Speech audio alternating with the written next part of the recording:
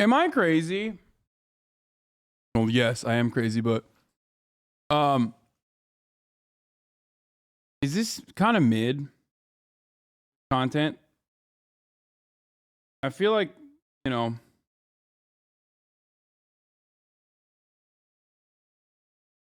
it doesn't have that oomph of like MasterChef.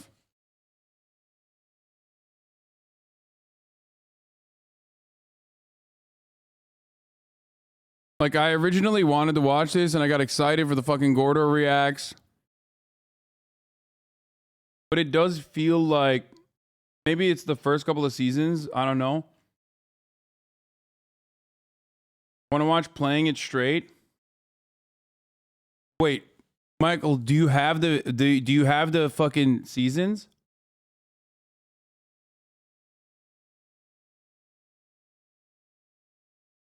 I feel like Kitchen Nightmares is a little bit better.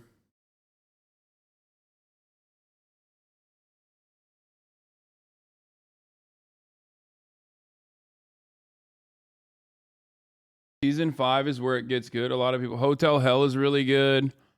Well, someone linked me the fucking video with Andrew and the brothers.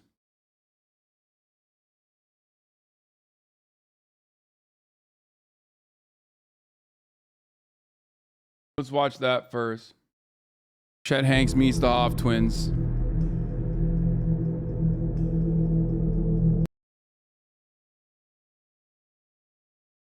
They're doing it again, man. They're doing it again. History in the making. History in the making. Simulation breaking. Having the same guy copy pasted, same guy copy pasted over. One from a really wealthy family and the other not. Bringing these two together, these three together, they are the same person. It's like the Matrix is falling apart.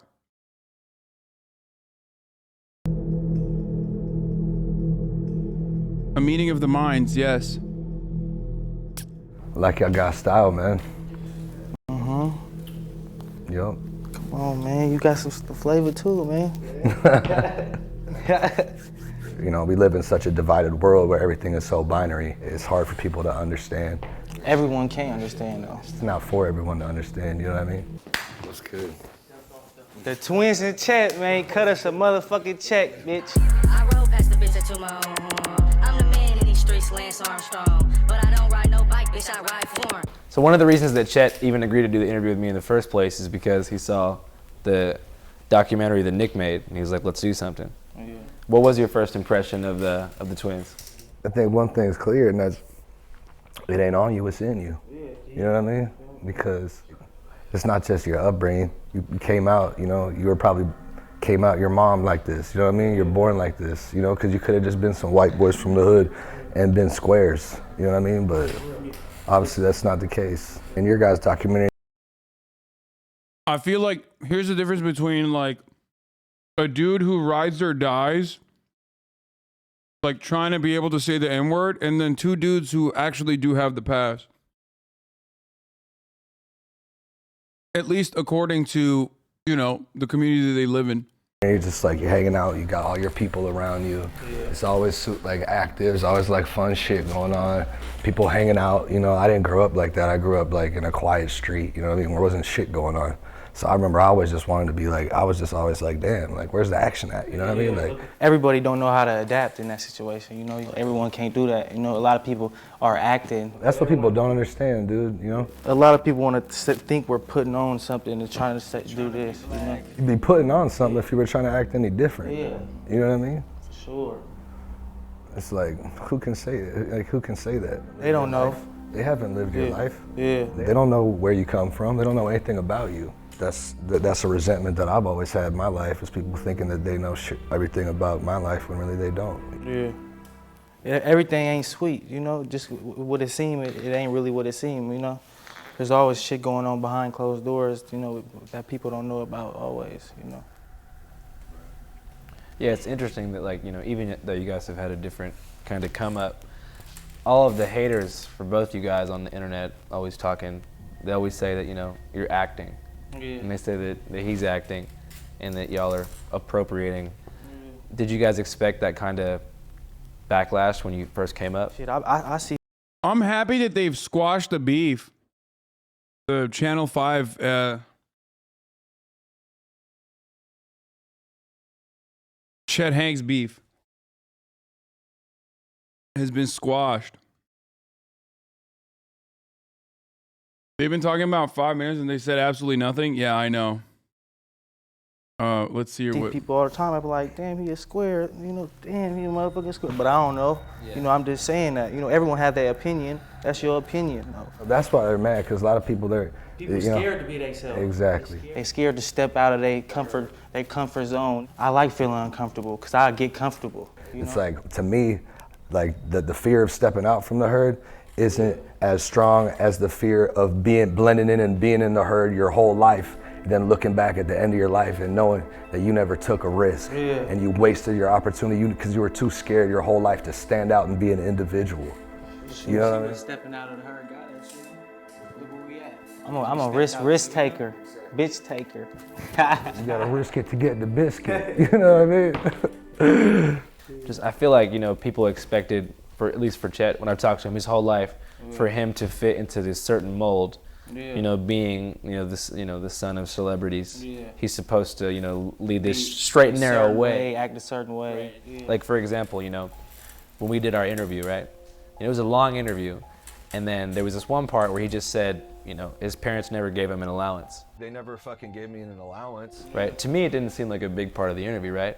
But then next day, People Magazine, US Weekly, like all of these celebrity family publications are, I don't know if you saw this, they're posting this shit and it's like, Chet Hanks says his parents never gave him an allowance. Like they did whatever they could to make it seem like that's the only thing that we talked about. And for, you know, for you, I feel like people only want to talk about, at least the haters, the N-word aspect.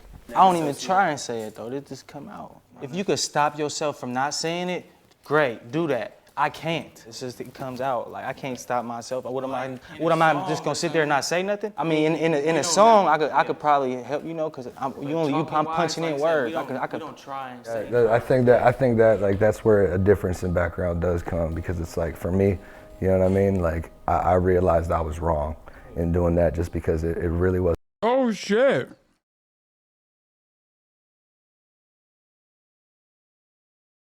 Wait. Chet Hanks growth. Wow. Wow, Chet Hanks is an anti-racist activist, bro.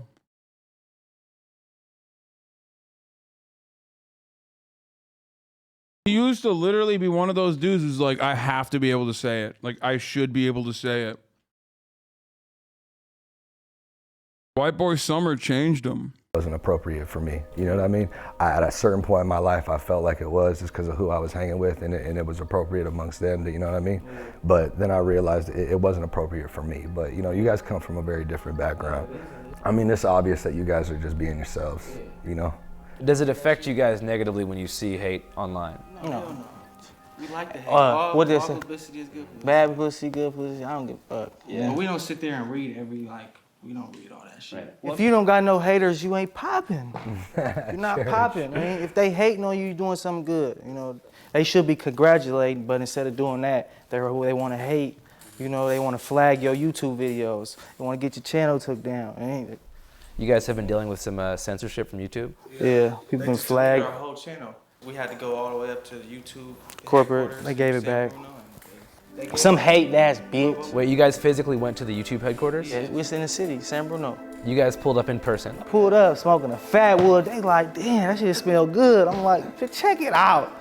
They pulled up, I'm like, They didn't kick you out, they directed you to like a higher up? yeah, they had someone come out to me. An official YouTube representative came out and talked to you guys? Yeah. And they restored your page? Yeah. Damn, so you pull up to the YouTube headquarters, smoking a backwood, demand to speak to the boss. They come out, and 2 hours later, Hoff twins are back on YouTube. I've been running. You're That's crazy. Like, comment, and subscribe, baby. It's the Hoff twins, baby. What's been going on? Dude, racism is over, dude. It's done. Andrew needs to do one with the.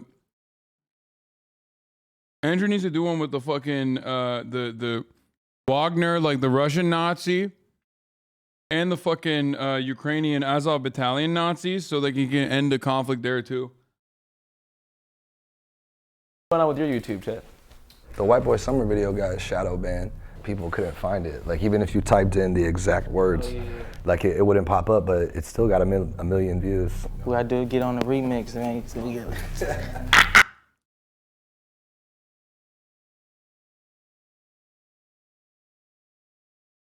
Yo! That's not me. That's us, dude. React Lord Andy. It still got a million views. We gotta do get on the remix, man. So we get. How did your family react to the success of White Boy Summer? They're cool, man. They're supportive of it. They're just like, you know, they're like. What did your dad say?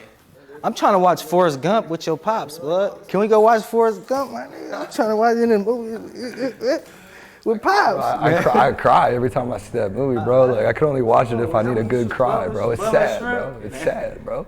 When Bubba dies, when Jenny dies, when he meets his kid for the first time.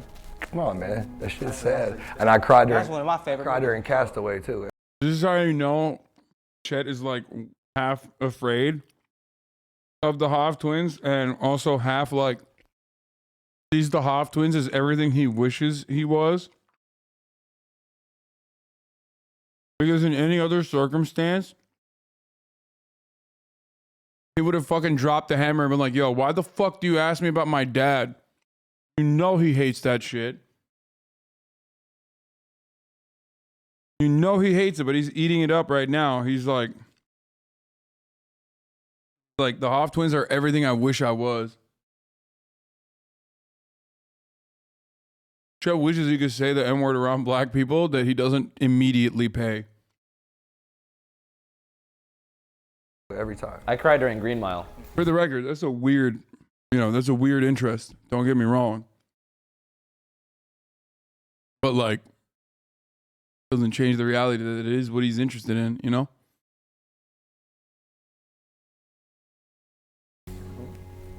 Those are the only movies I can cry in, my dad's movies. Those are the only movies where I cry.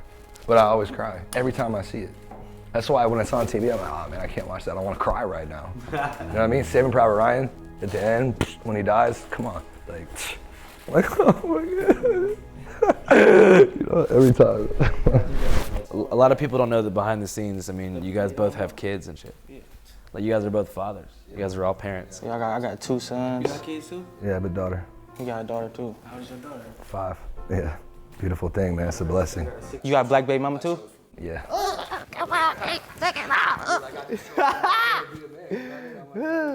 Put cream in coffee, bitch. Do you guys like does like the super white ever come out of you? Like you ever hear a country song and you're like, that's my shit? I ain't never liked country music. What that bitch tell you when she went to her house? She said, can you and your brother Eiffel Tower me? A lot of bitches don't mind fucking us both. Yeah, they be like, we gonna fuck you both. Fuck both of us. It's Especially now. a fantasy. Motherfuckers jumping in our DMs. Huh? Can y'all both fuck me? Gang bang me. How has fame affected your romantic life? These bitches flock. You know, like fame is the worst drug on the planet. You know. Like, Oh my a God. lot of people just like, cause for me, like even before I was in the public eye, like people just wanted like to, like be close, and I wasn't even famous, like I'm just the son of somebody famous, but it's like They don't give a fuck. people They just infatuated with it, like Leeches, people leech. Tom Hanks son. yeah, and it's weird just because it had like nothing to do with me, like I'm a leech. yeah, it was weird because people, it wasn't even me, like. But that's why you gotta know how to determine the motherfuckers that's there for the cloud or the motherfuckers that's there genuinely. What's the dead giveaway that some Dude, this is Punish Chet. I feel like this is after like White Boy Summer did not turn out. You know what I mean? Like White Boy Summer failed disastrously. And like, this is a real Chet. This is a Punish Chet. It's like, he needs to come out with a fucking eye patch someone is only near you to be proximal to fame? I mean, it's pretty obvious, you know. It just kind of speaks for itself. It just depending on what someone's talking about or what they're interested in. Or me personally, like, it's cool to have followers and stuff, have a platform that like you got, you know. So like when you drop some shit or you do some shit, it's like at the end of the day, it's like none of that shit matters. You know, it really doesn't. It really doesn't. If you're living for that, then you know it's just it's not healthy. You know what I mean? And we all get caught up in it. I get caught up in it myself. You know, that's why sometimes I gotta take breaks and just like stay off that shit, because it's like comparison is the thief of joy. You know what I mean? If you're always comparing yourself to other people's lives. Damn, bro, he's really spitting, dude. Why is it that like a lot of people like this? Oh, dude, this is such a Hollywood thing, but a lot of people in Hollywood love fucking, you know, behaving this way where they think they're being super fucking like poetic and deep. I guess it's like a dumb guy thing. It's not a Hollywood thing, but in Hollywood you get to watch dumb guys. And, you know, you're conditioned into watching them and thinking that it's like okay.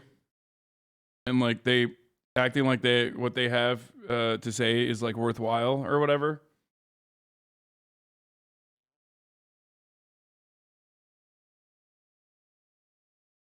I don't know. It's just kind of strange. It's like a weird thing where people are just like, yeah,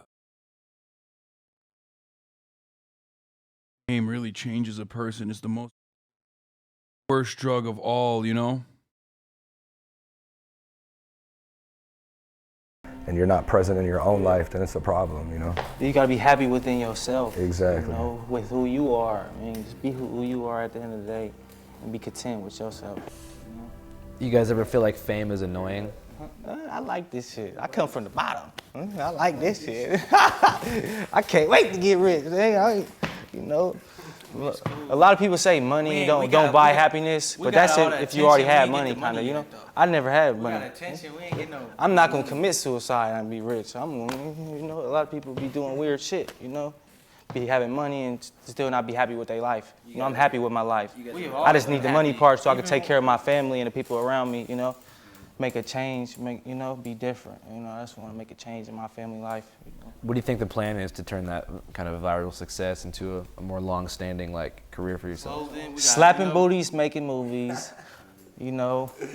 Respect. Shaking hands and kissing babies, you know? This is what we do. Church. Yes, sir. You have any advice on that, Chet? Man, live your life, man. Live your life. You say church. Tell you guys shit, you know, enjoy it, you know, as you should, you know, if you guys are getting. Enjoy this shit, man. Come on, man. You know? Enjoy your life. I'm gonna tap in our celebrity guest here on FaceTime. Island Boys. It's got to be the Island Boys. All right, so we're here now with the Island Boys. Yup. When you guys say island, which island are you guys? Bro, this is literally like the 3 layers of appropriation. Like you got everybody. You got everybody. You got all the bases covered. Yes. Pre-watch Piker. I already fucking saw. It's like I saw already. You know, I watched a video that just came out while I was live with my endless pre-watch Piker powers. You already fucking know. No, dude, it's like, of course you have to have the Island Boys on, dude. Are you kidding me? It's like, you have every layer of appropriation. Island Boys are the perfect middle ground between the Hoff twins and Chet Hanks. Middle class family. Okay.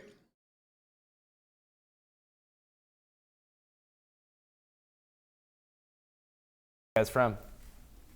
I think it was on the trailer, dude, wasn't it? You guys are actually born in Cuba? No, our peoples are born in Cuba. We're born in Florida.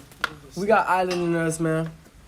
So how did your family immigrate to the United States? Well, Cuba is a communist country, so nobody wants to live in a communist country.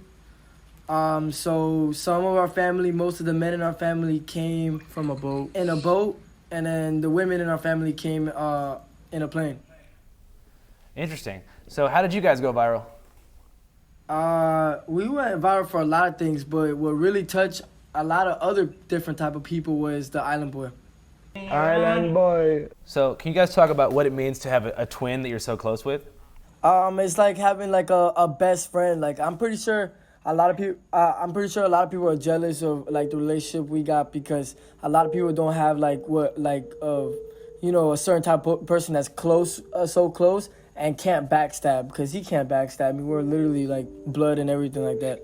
Y'all ain't never fought, bro. Me and bro fight all the time. Y'all ain't never threw blows at each other. We was fighting on the way here. We good now, though. We good now. We got better at handling our anger towards each other because we got to work with each other now. Yeah, at the end of the day, we're a team. So we got to let it go, you know what I mean? Okay. Hey, have you ever Eiffel Tower a bitch? What's that? What's that? I don't know. What's the Eiffel Tower? Eiffel Tower is when Oh my God. This is when I realize how fucking young these guys are. Holy shit. two people, maybe twins, maybe not, get on either side of a sexual partner and they clasp their hands together above them and make the formation of an Eiffel Tower, like the largest building in Paris. Nah, I just like doggy style, you know, and just missionary. Hey, yeah, I like slapping ass too. Yeah, slapping that. Okay. Bro, these guys are kids, dude. Straight up.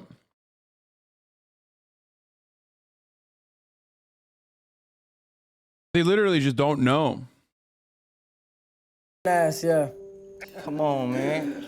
Slapping the ass and I'm an ass type. But when you got it, when you got a doggy style, you feel in control. Yeah, that's true. So you don't put your thumb in the butt. I think that's when Andrew also came to that realization, by the way. But when you got it, when you Look got at a his doggy style, fucking you feel face. in control. Yeah.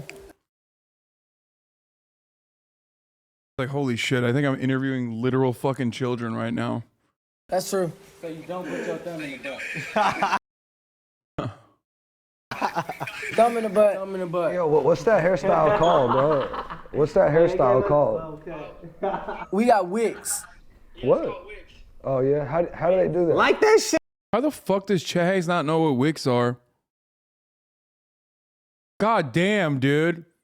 I don't have half the white boy swag that Chet Hanks has, and even I fucking know. What the fuck?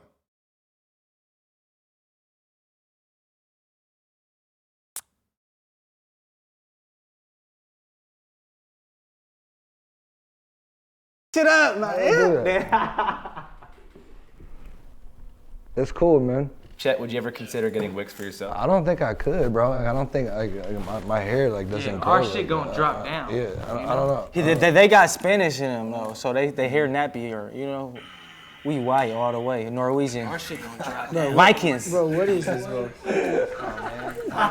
Bro. They're gone. Dude, yo, what is this, bro? Those guys just hung up on us. What do you think we did to prompt them just immediately hanging up the phone? We was more lit than them. Cash App. But we didn't even actually talk about Cash App in this video. Chet and the twins both have Cash App. Isn't Cash App for sending money to your friends? I need you guys to think about Cash App less as a peer-to-peer money sending service and more as like an actual bank, like a way to like a bank. Like you can actually use Cash App to invest in stocks and crypto and stuff like that. You can actually even use code Channel 5 for a free $15 for Cash App if you're a new user. Cash App. You guys want a cipher? Oh yeah, check. I'm chilling in the studio. 2 unopened fifths of Don Julio. It's a movie. It's a movie, ho. Nick, stop licking these bitches' booty hole. Shut the fuck up, nigga. I'm an actor, but this ain't no movie role. You did. I feel like Marco Rubio, ho. Oh my God, dude. Chet Hanks. Oh, he's so good. So good. How does he do it? You dig. That was awesome. Yeah, I think that did a lot for racial tensions, I think. I'm an actor, but this ain't no movie role. You did. I feel like Marco Rubio, how I'm running. What? You wrote that before. You wrote that before, bro. You had that pre-planned, bro. You had that pre-planned. It's off the cuff. You've been waiting to drop. Truth, no bluff. It's Pinocchio. Watch my nose grow. Got a bitch from Tokyo. Bars. Cars drive fast. This is when they're gonna put in the edits. Put the edit in right there. Put the edit in right there. Put the debit in right there. Ooh, swipe the debit right there. Hey, we got EBT. Do you take it right here?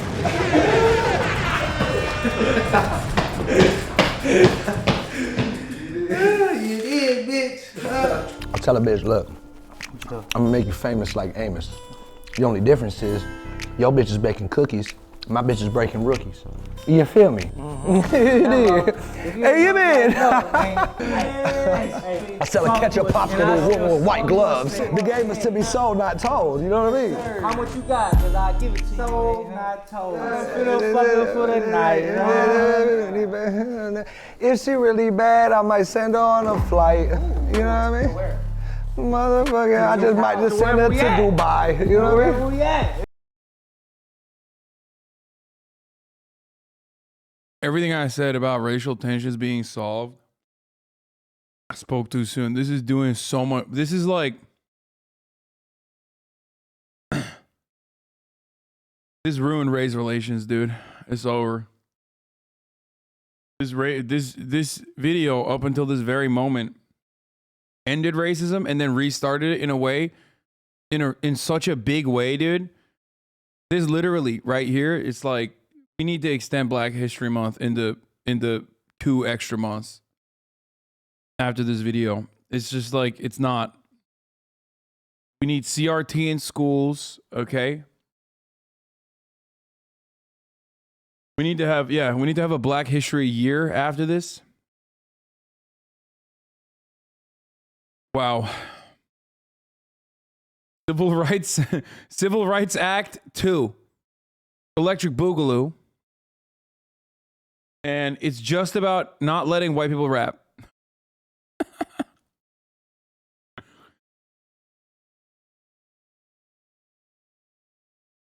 Okay.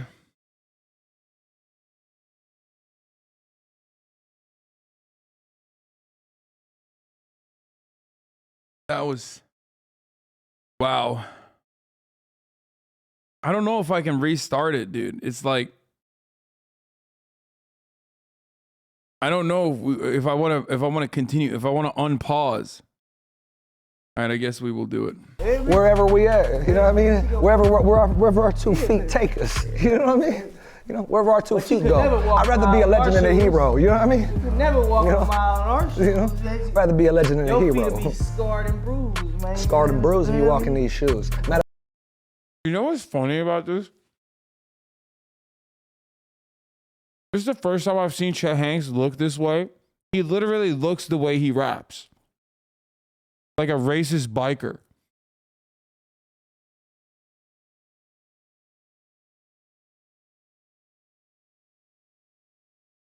This is exactly what you think a Bakersfield biker would rap. Like he would think he's like really good at rapping.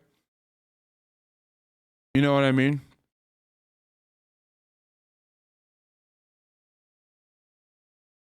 Just like making bathtub meth, thinking he's fucking, I mean, he's definitely a skinhead. I'm not saying Chet is.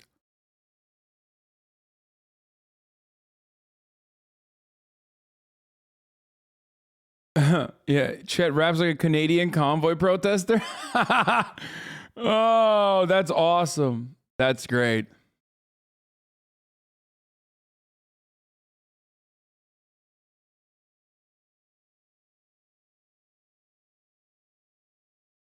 I've just never, he's giving white pride. I've never seen him give so much white pride, okay?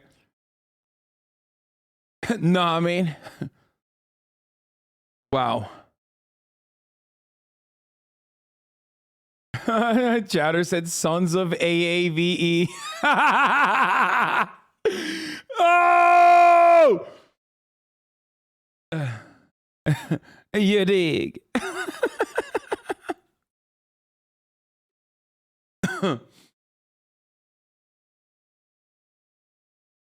Matter of fact, I ain't even wearing shoes, I'm wearing boots. You know what I'm saying? But still Get a bitch. Oh my God. Wait, did he do like a complete fucking, like, did he just reinvent himself or something? Like, I'd rather be a legend than a your hero. feet be scarred and bruised, man. Scarred and bruised if you walk in these shoes. Matter of fact, I ain't even wearing shoes, I'm wearing boots.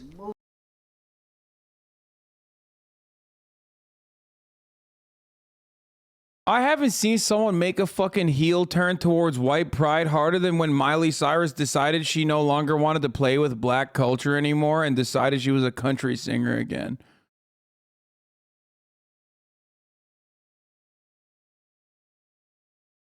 You guys remember that? When she was like, yeah, I'm done. And like, for the record, at the time, I was like fucking annoyed when people were just like, oh my God, Miley Cyrus is twerking. That's unacceptable. I mean, I was way, way, way more misogynistic back then than I am now. I was definitely fucking saying all the worst shit. But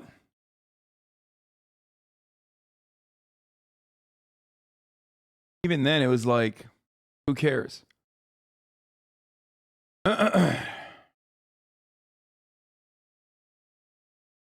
People were like losing their minds over it, except here's the thing. I guess those people who were losing their minds over it were kind of right, because are you the political streamer everyone is talking about? Who's the streamer?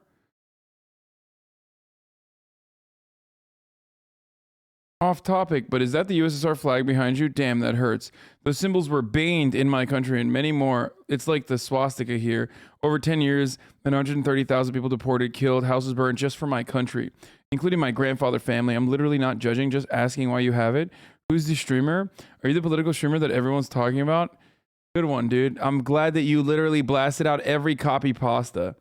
You fucking dumbass. You know what I'm saying? No, I know who that is. It's Ficatus or whatever. It's fucking... Get a bitch loose. You know what I mean? You know what I mean? Off the cranberry juice, mixed with goose. Just be yourself. Be yourself, man. Wait, Chet Hanks saying be yourself is like... I mean... Maybe you should be somebody else, bro. I'm just saying, like...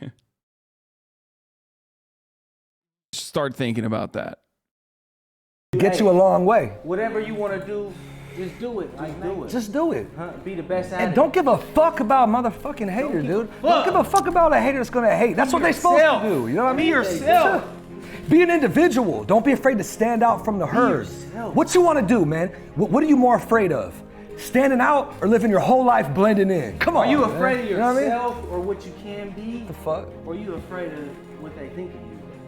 You know, Exactly. just be yourself. Be yourself, dude. Because guess what? The clock's gonna go by and one day you're gonna be 60, 70, 80 years old. You wanna look back on your life knowing you never took that risk? Then now finally when you're ready, you look back. I wish I did it when I was in my prime. You're right, Chet. I will say it. He's right.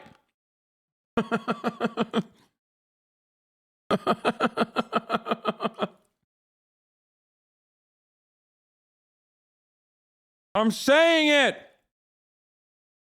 At the top of the hour, there's a 60-second ad break. And if you no longer want to see those ads, all you need to do is subscribe.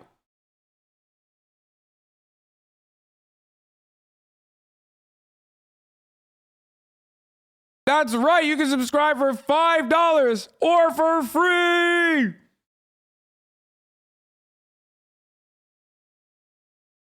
What? That's what he wanted me to say.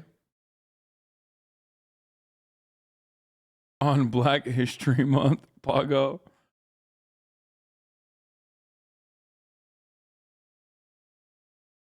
And also, avoid those ads if you get lucky and get gifted a sub.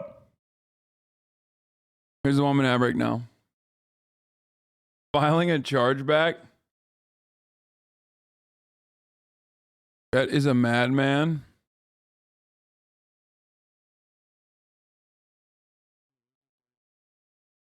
Yo, what is this? He just going straight. It's fascist. He's just going straight white pride. I feel like what I mean, look wise. What's up with that? That's kind of weird. Dude, yeah, this mask shit is fascist shit, dude. It's over with, bro. It's over with. Because we're sneezing and fucking blowing our spit in these fucking pieces of cloth all day and putting them in our pockets and then fiddling with. Wait, what is What is this show, bro? They got Chris D'Elia.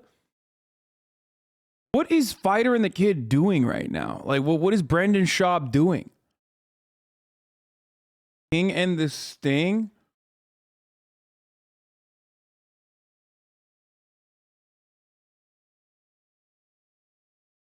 Wait. I'm not even kidding. I feel like he actually is leaning into like the white pride shit. Like he's out here straight looking like a white pride guy. With them all fucking day and going around touching shit. It's true. Dude, he left. You guys, he left. He left. He left his wallet and his phone, but he's serious. Hey, who brought up COVID? Was it me? Hey guys. Yeah. Look at him. Trust me when I say this. I want Chet Hanks to be Chet fucking Hanks. Yeah, I feel like right? It's fascist. Chris D'Elia realizing you can save Snapchats? Hold on a second. How did it come out? Like, how did they... The boy's mother ended up finding it. Fucking finding haters. it? What do you mean? Snapchat goes away, right? How they... He probably saved it. You can screen record, take screenshots. Wow. You got to know that that's going to happen. Wow. Oh my God. Oh, that was funny. Yeah, Chris D'Elia is definitely an interesting person to have on your show. When I was in the peak of my life, you know what I mean? You want to look back then? You know what I'm saying? Hey, there ain't nothing but to do it, man. Just do it. Just do it. Just do it. Like Nike. You wanna be on your deathbed, and when you finally get comfortable and you're ready to take that risk now, you an old ass man, and you thought, damn, I should have did it when I was in my prime. You gonna be burnt out, You know what I mean? tired, and retired. So stop hating on a motherfucker who's not afraid to stand out. Congratulate. You did. You did. Church. You ain't know nothing, no, man. Bitch. Cut the check. Cut the check. When's the motherfucking check? Cut. Get mad.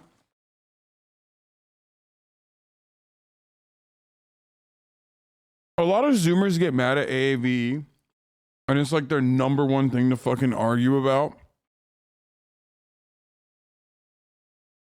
But like, this is what it is. You know what I mean? Like, it's like just so silly and something that is just like demonstrably funny.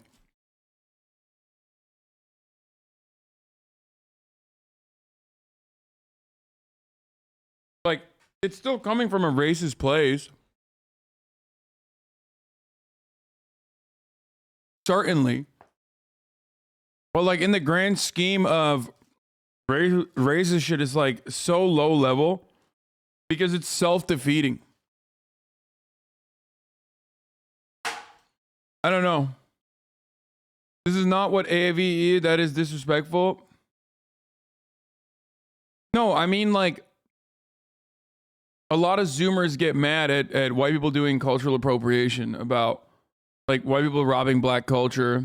And there's obviously larger, more consequential elements to that. But they make it seem like it's like a fucking straight, like, they make it seem like it's a straight hate crime when it's like, you know, these are clowns. It's not what AAVE is. You don't have to sound like a clown to be speaking in AAVE.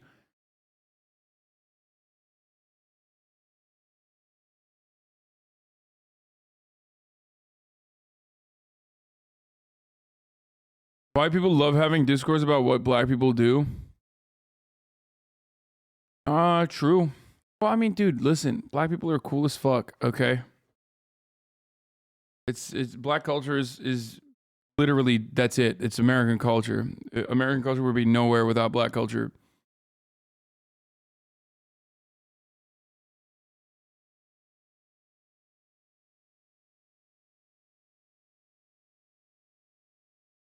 True.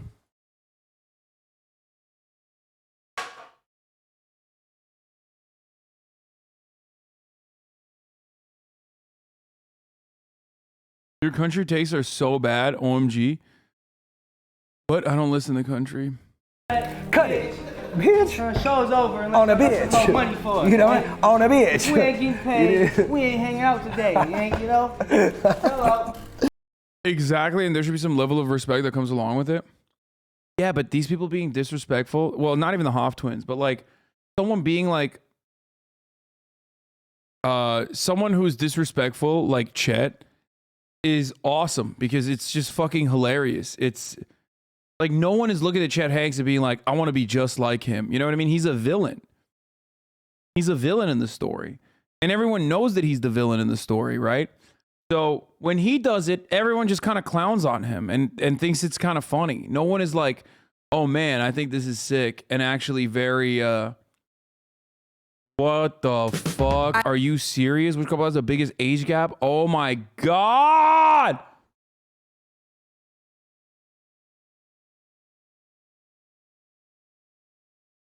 The Harlan nice this morning, huh? What is the Harland, bro? What the fuck? Wait, this guy's back. Wait, this dude thinks I went to the Harland. Where is the Harland, bro? Where is the Harland? Oh, wait, this is... The Harlan nice this morning, huh? Is it weird that no one likes you outside of your cuck fan base? Have you ever listened to a rap album? What the fuck? Oh no. Oh, we gotta... You're the villain in a lot of stories. Yeah, I know. At least I'm the fucking hero. Your mom's story. Or her story.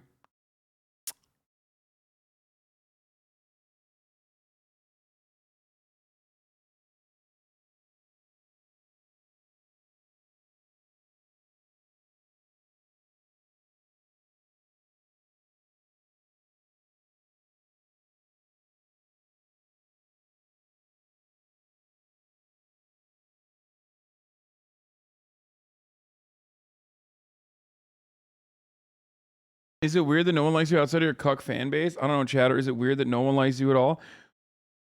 I don't know what the fuck this dude's talking about. But also, why do you platform schizo weirdos like this? I don't know, because I fucking have a problem with my brain. You shut the fuck up. Bust a nut, Zoomer Doomer. You shut the fuck up. You're the villain in a lot of stories. Dude, this is what happens. Like, these motherfuckers switch up and they just, like, lose their shit. Damn. Lake McGrew with a sniper, dude. Sniper. Fucking sniper. No sniping.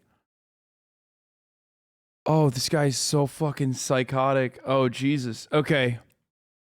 Thank you, Lake. It'll ban the other account. It was made at the same time they followed you. It's the same person. They're a freak. Just ban and move on. Yeah. Oh, it's one of those types of fucking weirdos. Okay. Damn. Chet more so rips from Caribbean English rather than AAV. He does do patois a lot.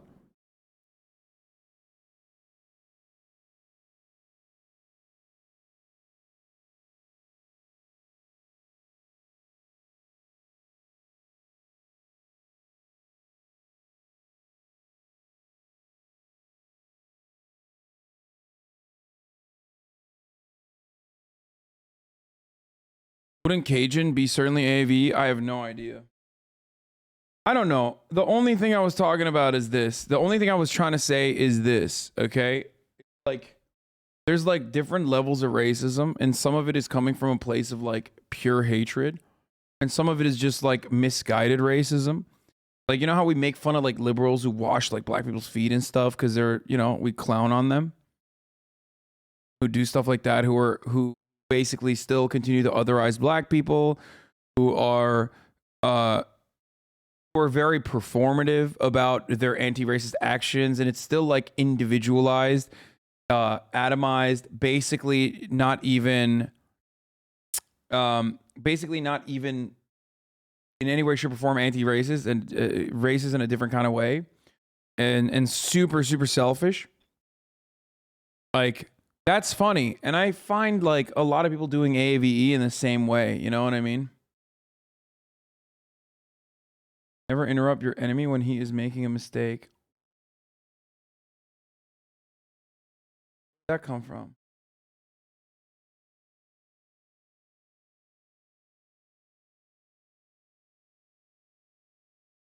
I got some weird people in the chat right now. Anyway, let's watch this.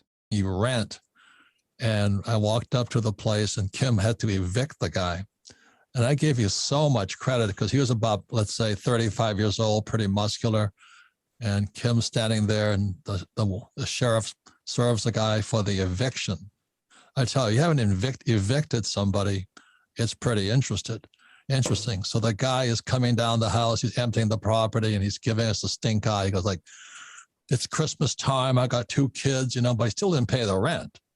And so he's being evicted. And every time he moves the stuff onto the sidewalk, he gives us a stink eye. And I felt for you, Kim. I mean, you know, she's not very muscular. She's very attractive, but not muscular. This guy's giving. Wait.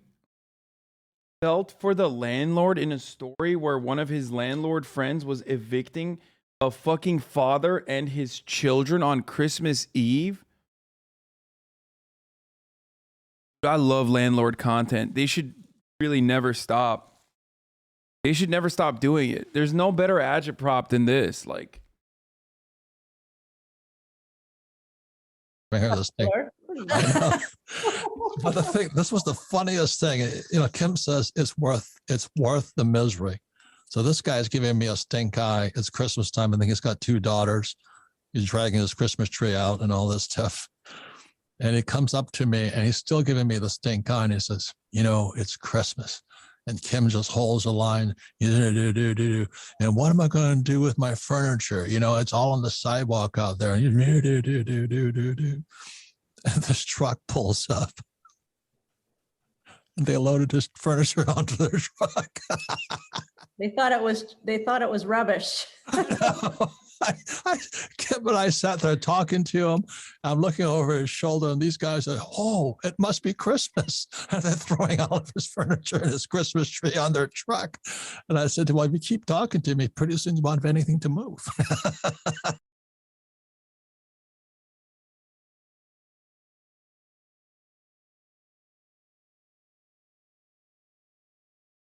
I mean, dude.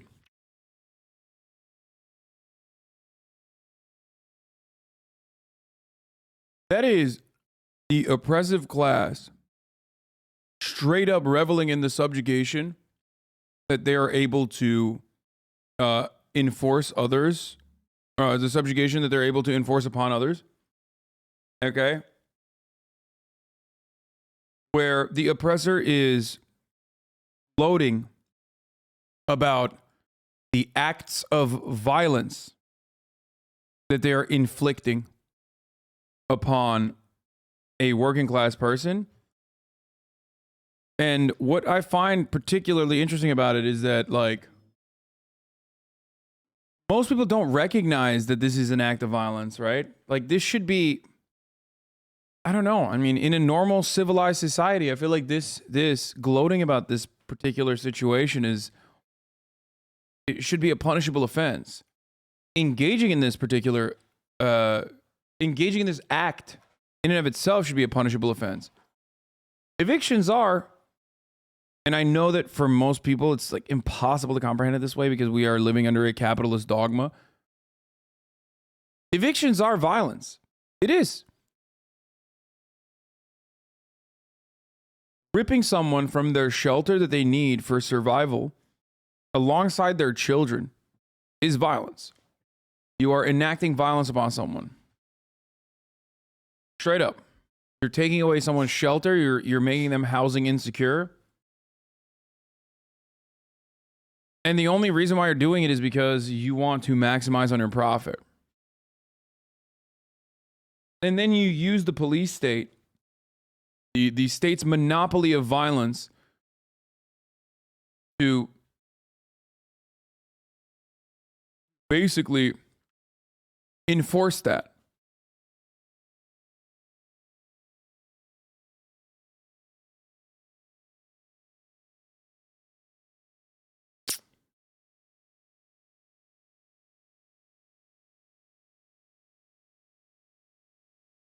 And every time we talk about this, everyone always says, well, what about people fucking not paying for months and months and months? What about people not paying for months? And the issue that I have there is like,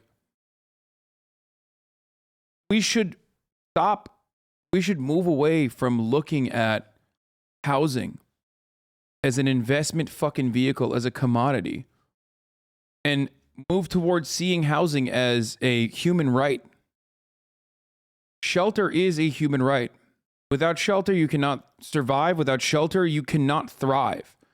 And the people that make a living off of treating housing as not a right, but a investment vehicle should do deserve less rights, honestly. Like, they should have certain rights taken away from them.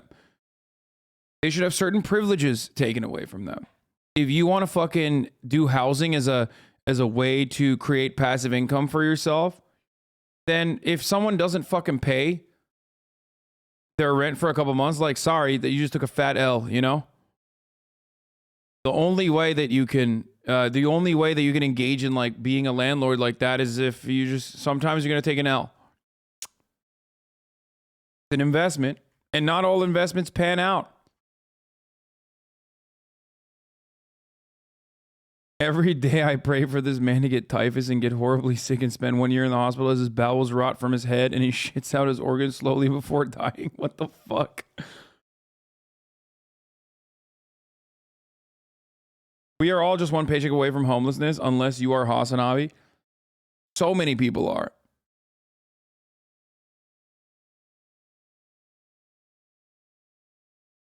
But yes, investments are allowed to lose money. Investments should be able to lose money.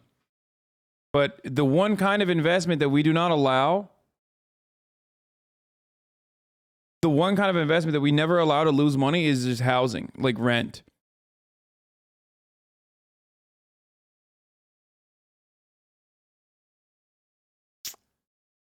Isn't eviction almost like a legal process to take away someone's access to water, but for shelter? Imagine if that was a thing. Yeah. Technically, it does also take away someone's access to water as well. The U.S. That's the unfortunate reality.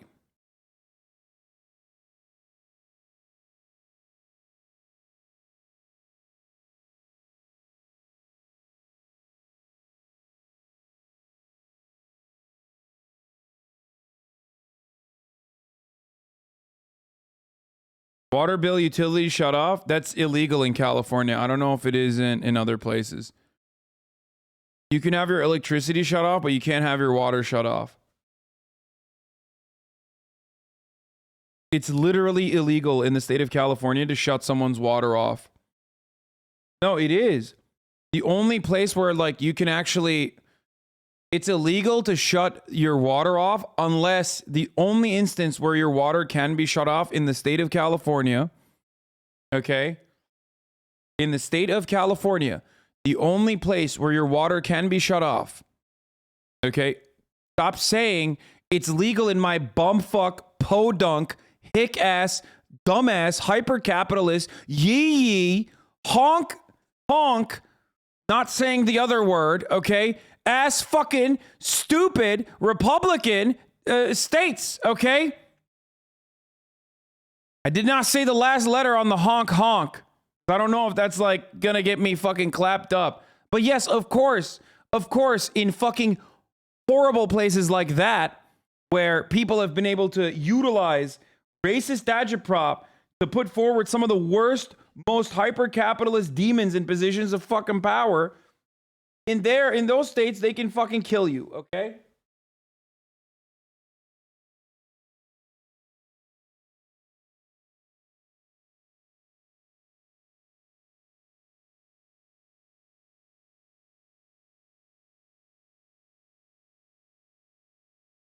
Guess who they apply that rule to, Chad? There's also selective enforcement and shit. I mean, they apply that rule more towards black people and brown people and shit, but no, they definitely do that to white trash too. You know what I'm saying? No, they definitely do that. They definitely do that towards white trash motherfuckers too. Like, they don't give a shit.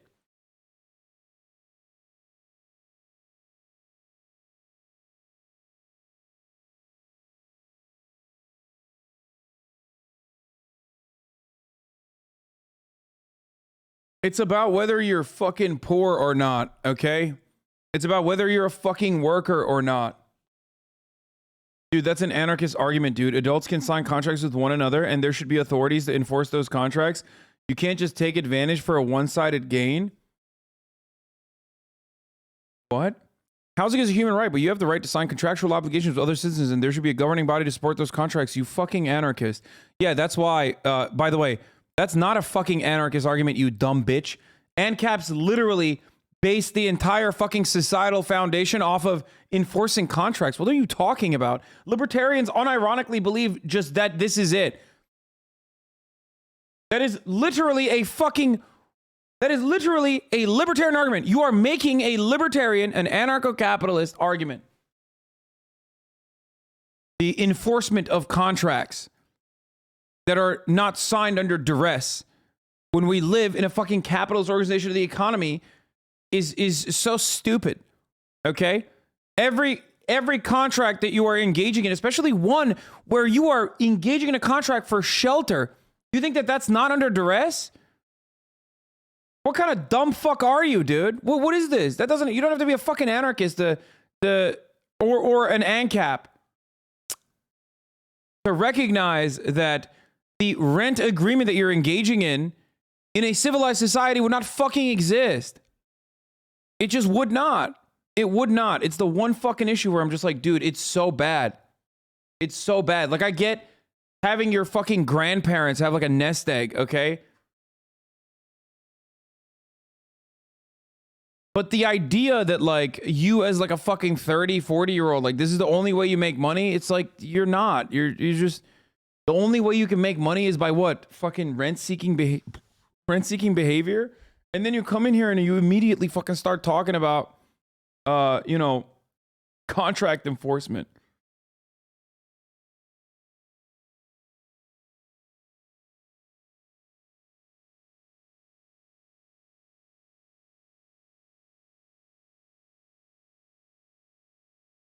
Also, how the fuck is that like, I can't believe that dude said anarchist. That's an anarchist argument. Like the entire, even though it's reductive, the entire fucking perspective, the entire point of view of anarchism is about the abolition of unjustifiable hierarchies. And then you're talking about upholding the court system because two people have actually signed a contract. That's so fucking stupid, dude. Tell me you don't understand anarchy. You understand anarchy less than fucking 14-year-old anarchitties, dude.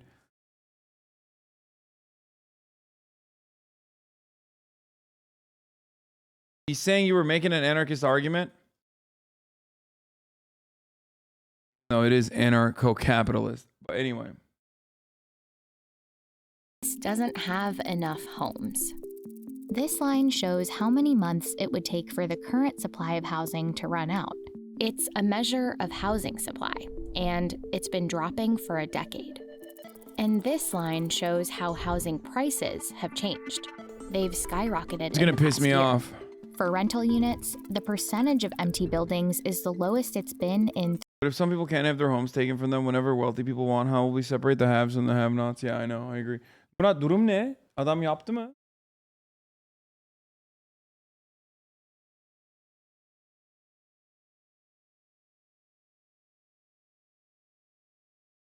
Three decades, while rent prices keep going up. But here's the thing. Often when new buildings go up in these places, people hate them. It's hard to describe, but you know it when you see it. Gentrification building! Most often, they're talking about new buildings like this. Boxy, modern, multifamily homes. I saw one day that sort of hit me, and it was a TikTok that was showing this building in Camden, New Jersey. That's Jerusalem Demzes, a Vox Policy reporter. You know, the comments ranged from a bunch of different things. There was people kind of deriding the building itself, saying that it was causing displacement, saying, get ready for a Starbucks to come and pop up. Comments like this are a common narrative. To many, these buildings don't just look bland and artificial. They signal raised rents, displacement, and the complete transformation of a neighborhood to a place that's richer and wider.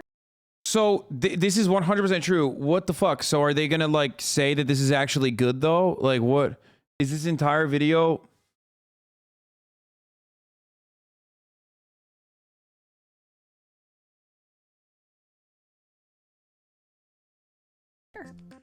But in this case, what happened next might surprise you. I started kind of going around trying to find the specific location, walking around Google Maps, and eventually I find it, and I find the building, I look at the address, I look into property records to figure out what this building was, and not only is it new housing, it's actually new affordable housing. Turns out there's a lot we get wrong about how we see new construction in the US. Oh shit, Moo Dog in the building, Moo Dog in the house. Big Vox fan, dude.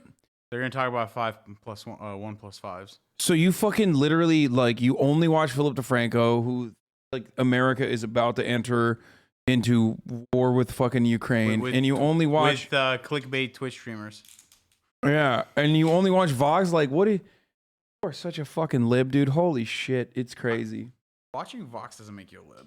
Vox is the most lib, and I mean lib not in a positive way. I mean liberal, not in the way that Republicans think are liberals. I mean liberal, straight up, fuck the poor liberal. Wait, what?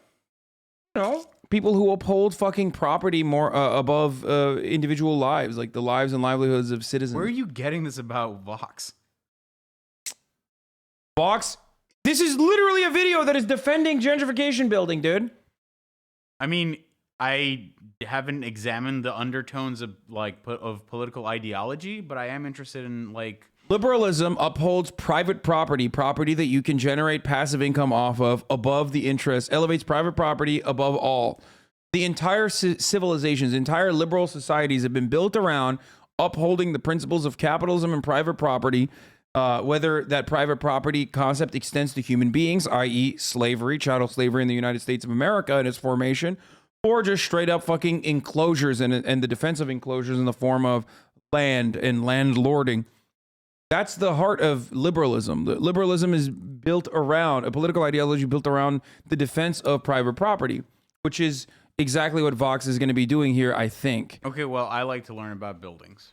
So, that's not where I was going with this. Ludwig made a counter video to Game Theory's video about you and React content. Oh, man. Nice. Ludwig, a McDonald's guy? Is he a McDonald's guy? I don't know. Maybe he has a McDonald's ad or something.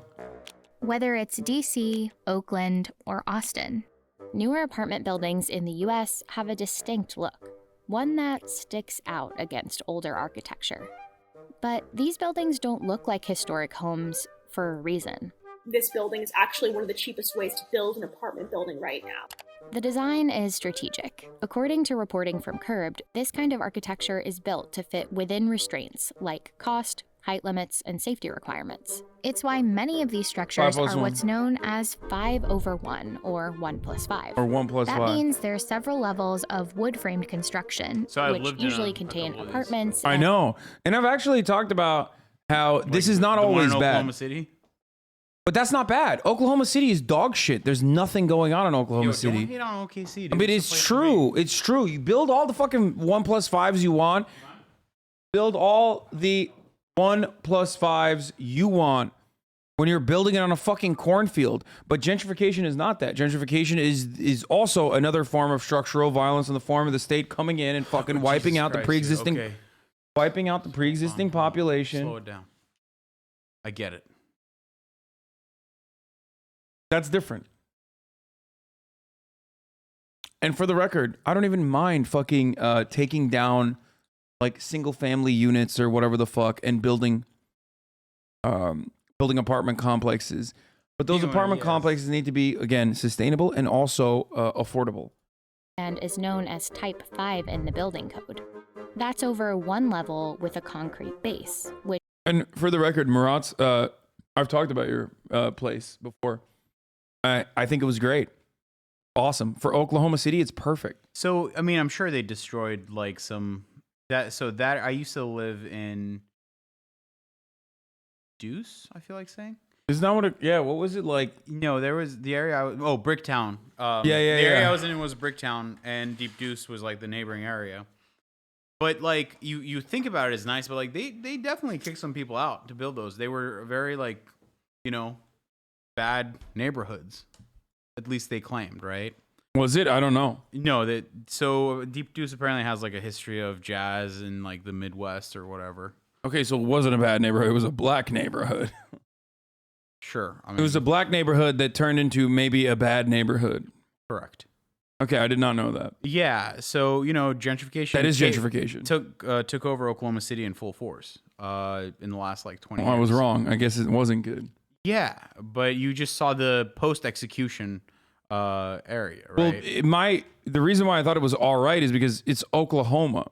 So I thought, dude, is not barren lands. No, I know, but like there's plenty of fucking there's plenty of city to go around in Oklahoma because there's no one there. So I just personally assumed that it was just fucking nothing there, and then they built. Dude, it's in the middle of downtown. Come on. I know, but the fucking middle of downtown is nothing. Still, that downtown is not a real downtown. There's no one there. Yeah. So I appreciate Oklahoma Andy here. Bricktown is Oklahoma gentrification. Okay, that's not good. But we literally said that. Okay, now that I found out that it was still displacing people. You hate the gentrification in Oklahoma City. Well, yeah, because that's the point. Because I didn't realize it was gentrification. I thought it was just like building it on a fucking cornfield. That's the whole point. No, it's not a cornfield. Have you ever been to OKC? Of course I've been to OKC. He lived in OKC, and I visited him multiple times. And I'm literally wearing a shirt from Oklahoma with the Oklahoma state on it. Yeah. Oh, yeah, with the finger. Yeah. It's actually from a church. Anyway. Yeah, no, I mean, as far as like an engineering perspective. This guy says no Hollywood equals nothing wasteland. Dude, you are spoken like a person who's never been to Oklahoma, okay? Motherfucker, the entire... Socialism is when no Hollywood. First of all, no, dude, Oklahoma is literally a nothing wasteland. There are towns with like 52 people living in them. There's places in like Kansas that you have to like drive 4 hours to get to. But yeah, what are you talking about? Like Oklahoma is literally a nothing. Don't hate on OKC, dude. OKC's got like 7 Walmarts. Okay, well, I'm just saying, dude. Oklahoma City is straight up a city that they fucking built by oil barons built specifically so they could bring people like Murat into the city to live there. And it still fails, in my opinion. No, they're doing pretty good, actually. So is in Nebraska real quiet right now. Oh, yeah, dude. Yeah. Oklahoma and Nebraska hate... Well, Nebraska hates Oklahoma. Oklahoma hates Arkansas, Texas. Arkansas and Texas. I thought Oklahoma hated Texas. Texas hated Oklahoma. If we're being honest, Texas is like... Oklahoma's just, You're about to get posted to the Oklahoma subreddit again. They really hate you there. Oklahoma subreddit? What? They have internet, dude? Dude, they probably got more fiber than you do.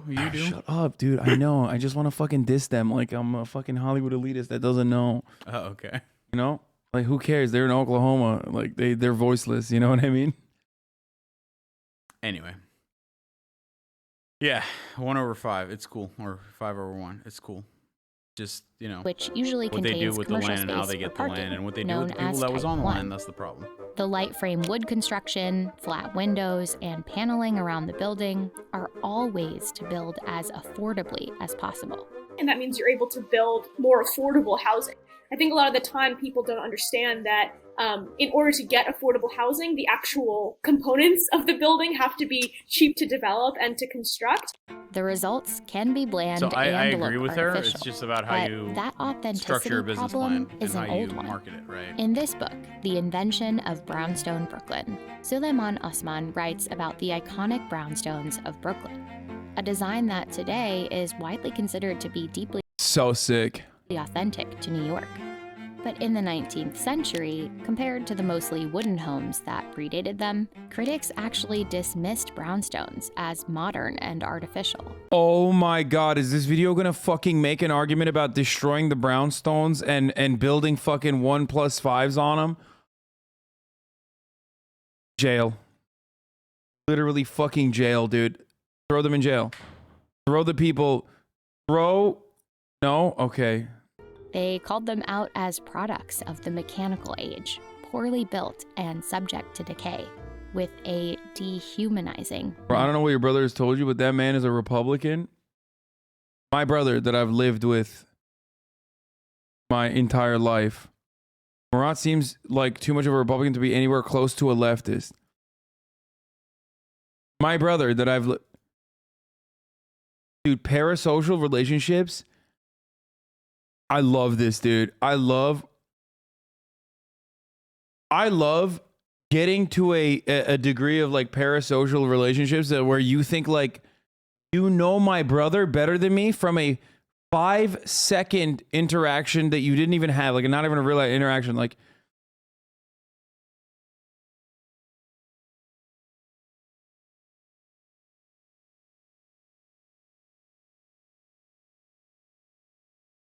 that's insane, dude. People need to fucking chill. Monotony. Sound familiar? Comments in a lot of those TikTok videos, they say things like, oh, it looks like mass produced, they look phony. I mean, that's literally the exact same language that was being used in the 1900s to talk about the brownstones. That building we mentioned earlier in Camden, New Jersey, was built using low-income housing tax credits. It has 245 units geared towards seniors and families making less than 60% of the area's median income. It's easy to see why the construction of affordable housing like this is a good thing. But what about the new market rate buildings that service middle and higher income people? They've come to symbolize displacement, or the idea that existing residents could be forced involuntarily to move out, often for reasons like rent increases or eviction. Since developers like to build in places where prices are already rising, new buildings tend to correlate with those increased rents and displacement. But a growing number of researchers have tried to find out whether these new buildings are the cause of displacement. They were testing the demand effect, or the idea that the new buildings increase demand for the neighborhood, which in turn cause rent hikes that force people to leave. But the research suggests the opposite. An overwhelming I'm an architect. This is lip shit. It's about building more profitably, maximizing the land investment. It's not about affordability.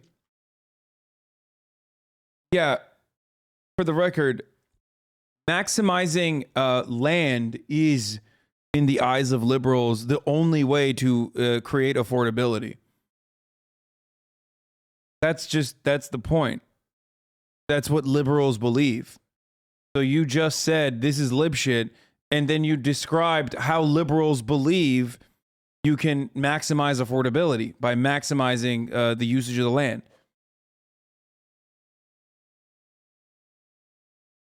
Even the fucking luxury condominiums are still built as cheaply as possible. There is no structure that is built expensively on purpose. It's still built cheaply as you can fucking make it.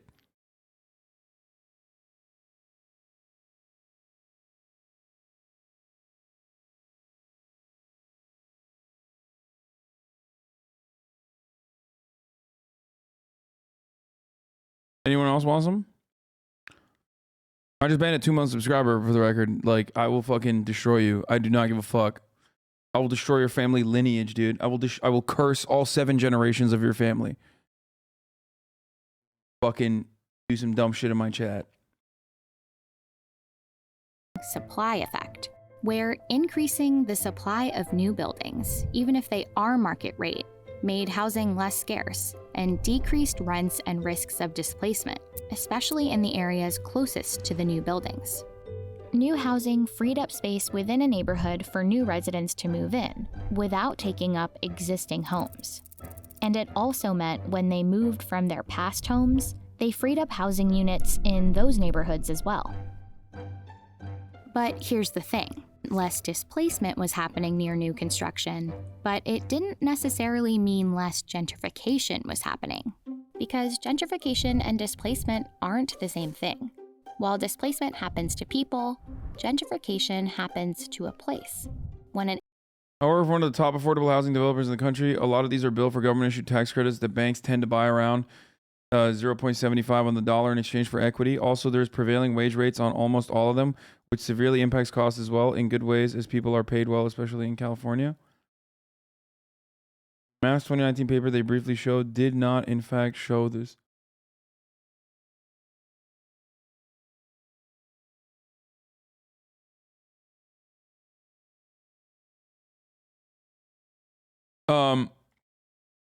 So she just said gentrification does not equal displacement, and then basically fucking proceeded to describe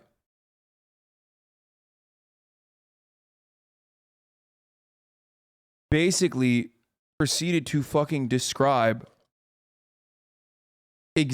what do you call it?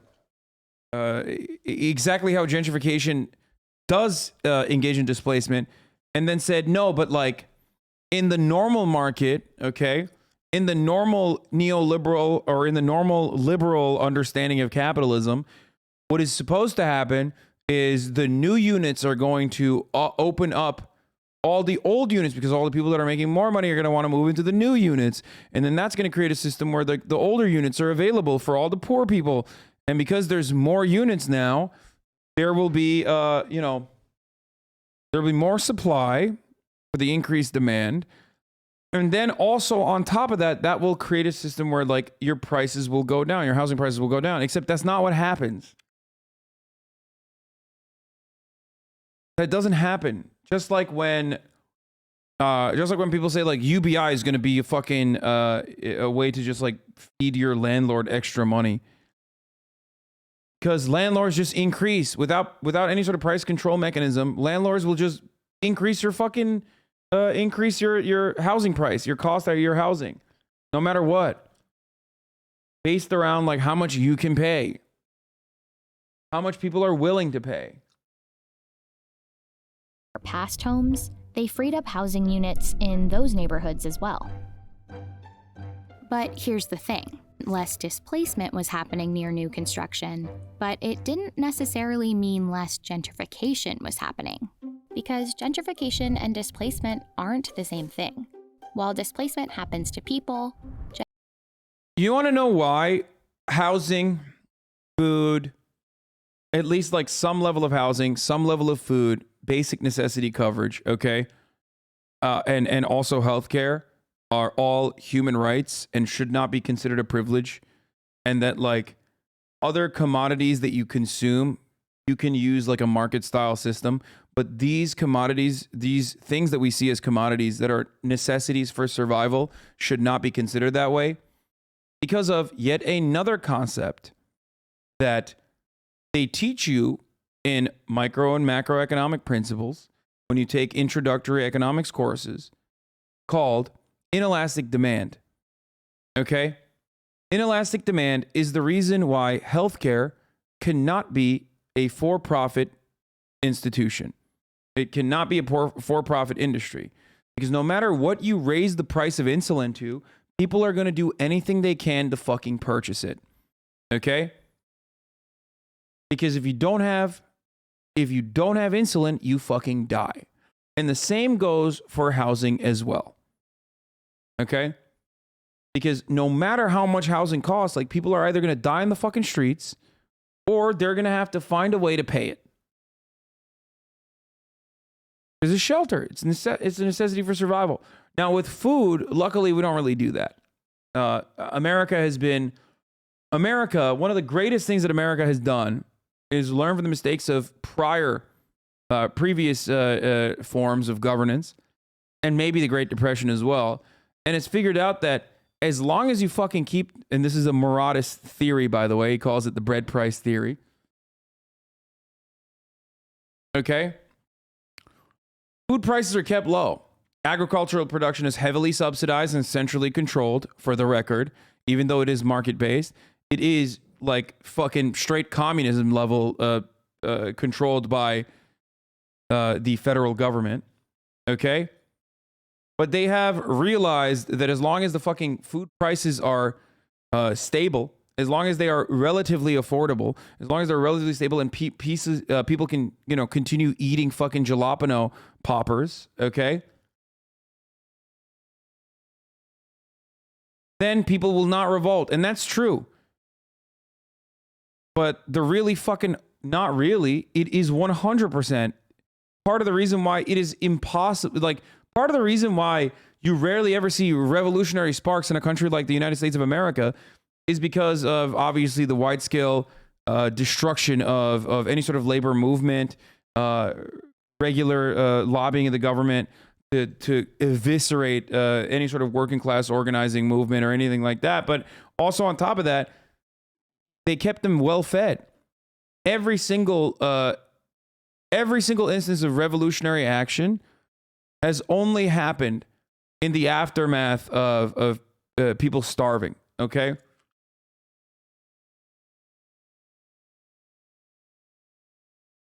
If you can eat enough food, if you got nuggies, dude, if you got fucking jalapeno poppers, if you actually have fucking food on the table, the likelihood that you will revolt, the likelihood that you will recognize that you've been fucked over is minimal.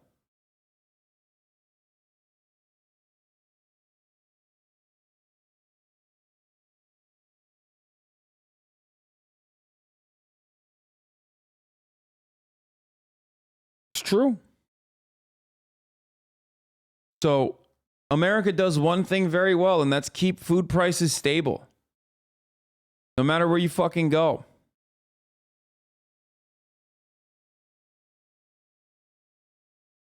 Now, having said that, we don't see housing in the same way, and we don't see healthcare or the America, like housing and healthcare are two of those inelastic demand sectors that for some reason the American government can get away with. Like fucking keeping the way that they keep it, like not low cost. Part of it is because there's a finite amount of land. We produce an abundance of food. We kind of have an abundance of housing as well, but there's only a finite amount of land. Part of it is because of zoning constraints, as someone in the chat also pointed out too. And the other part of it is because, people want to live in these nice fucking neighborhoods, like urban environments where all the jobs are. And those places still have a total, like there's a finite amount of space that you have. Okay?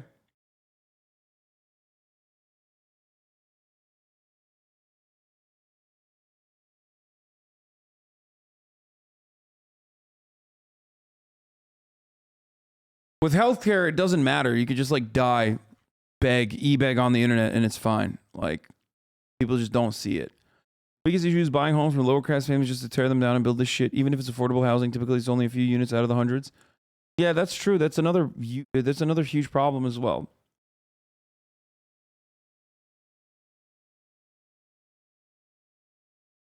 But once again, I consider it fucking disastrous. And horrible that we refuse to recognize. We refuse to even see inelastic demand, a term that they fucking, neoclassical economists recognize, talk about regularly, and refuse to implement that. You refuse to use that in any of the conversations we talk about where we're talking about housing or healthcare. Gentrification happens or to food. a place when an area experiences demographic change, typically going from lower income tenants to higher income ones, shown here in the darker green. Over time, demographic shifts in the neighborhood could still occur, not because existing residents were displaced, but for other reasons. Maybe people decided to move to more desirable neighborhoods, or some passed away. And the research suggests when that happens. Yeah, this was a fire tweet. Everybody wants to blame BlackRock. No one wants to blame low supply, low mortgage rates, and the enormous demand for starter homes. Residents were more likely to be replaced by richer people, meaning gentrification was happening, but without forced displacement. So to reduce both displacement and gentrification, you need more market rate and affordable housing, like that building in New Jersey. Affordable housing, along with policies like rental assistance, preserve income diversity, making sure that those with lower incomes can always live in a particular neighborhood.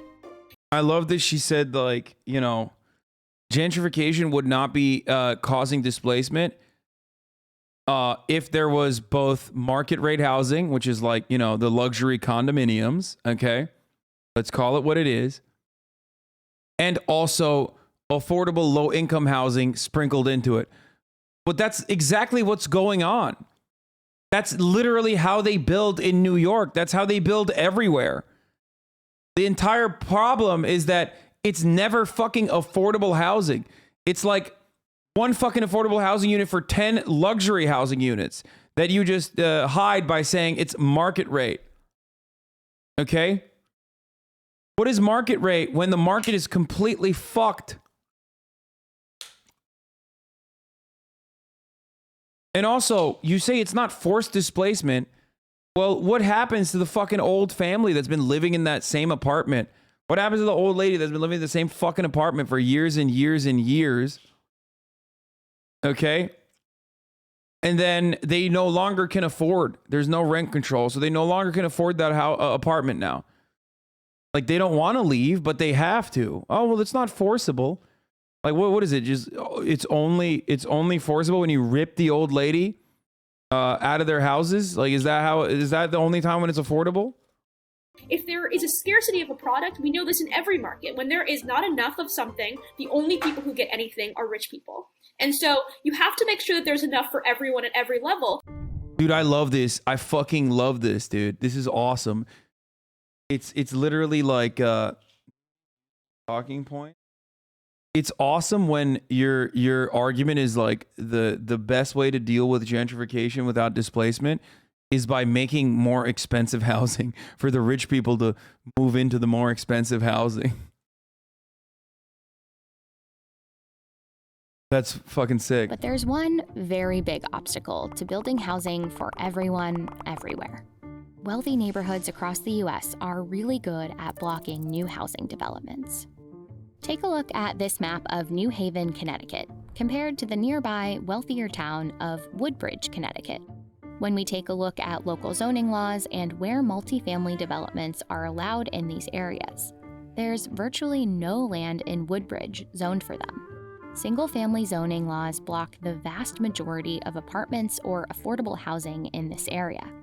When you have political power concentrated in the hands of very few wealthy homeowners and they say we're not going to allow housing here, of course there's going to be an unequal distribution of housing. In 2020, after a 4-unit multifamily building was proposed in Woodbridge, a group of residents even created these flyers saying, "Do we want this next door?" pitting single-family homes against multifamily buildings. And this kind of conflict... Dude, this is straight up. This is Dave Chappelle all over again. I feel stupid, but I don't really understand the problem in this video.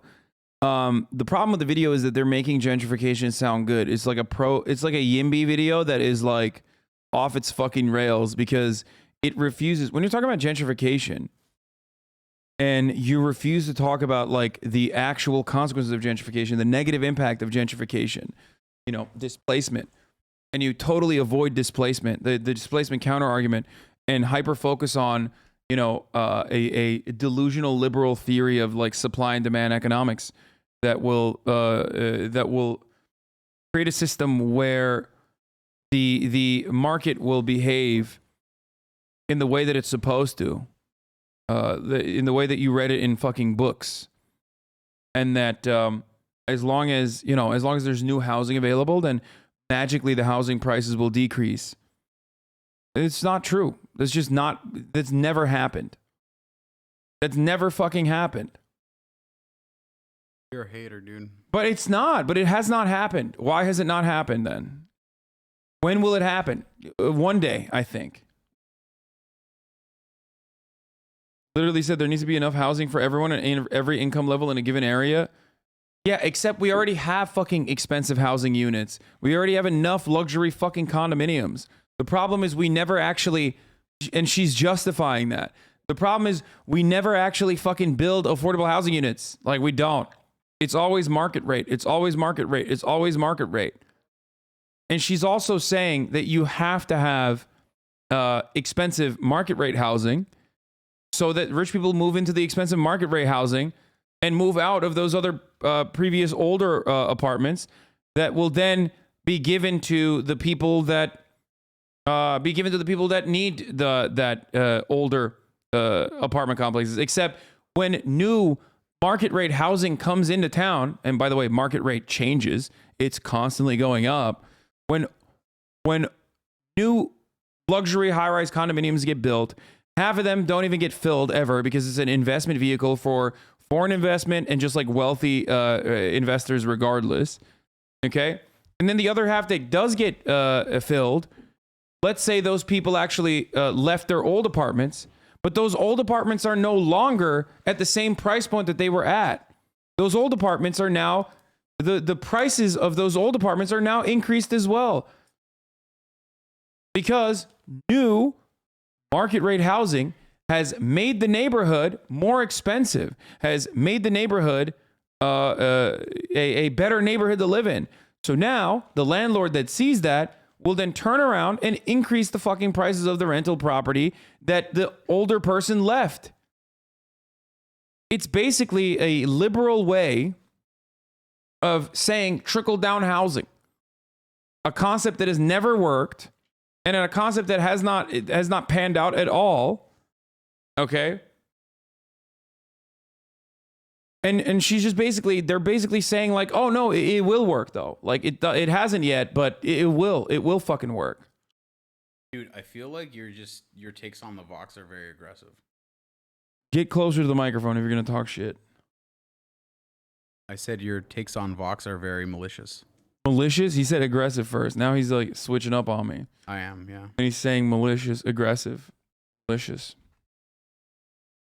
What's aggressive and malicious is trying to justify a concept that has historically never fucking worked out in the form of trickle-down economics, but planted into the housing market to justify I feel like you gentrifying took a lesson and displacing about people. architecture and like house construction styles, and you like took it to a whole other level. I mean, I don't give a fuck about like the way these houses look. Let's be real. I don't care about that shit at all. I don't disagree with you about gentrification, but again, this is just a tool, right? It's a method.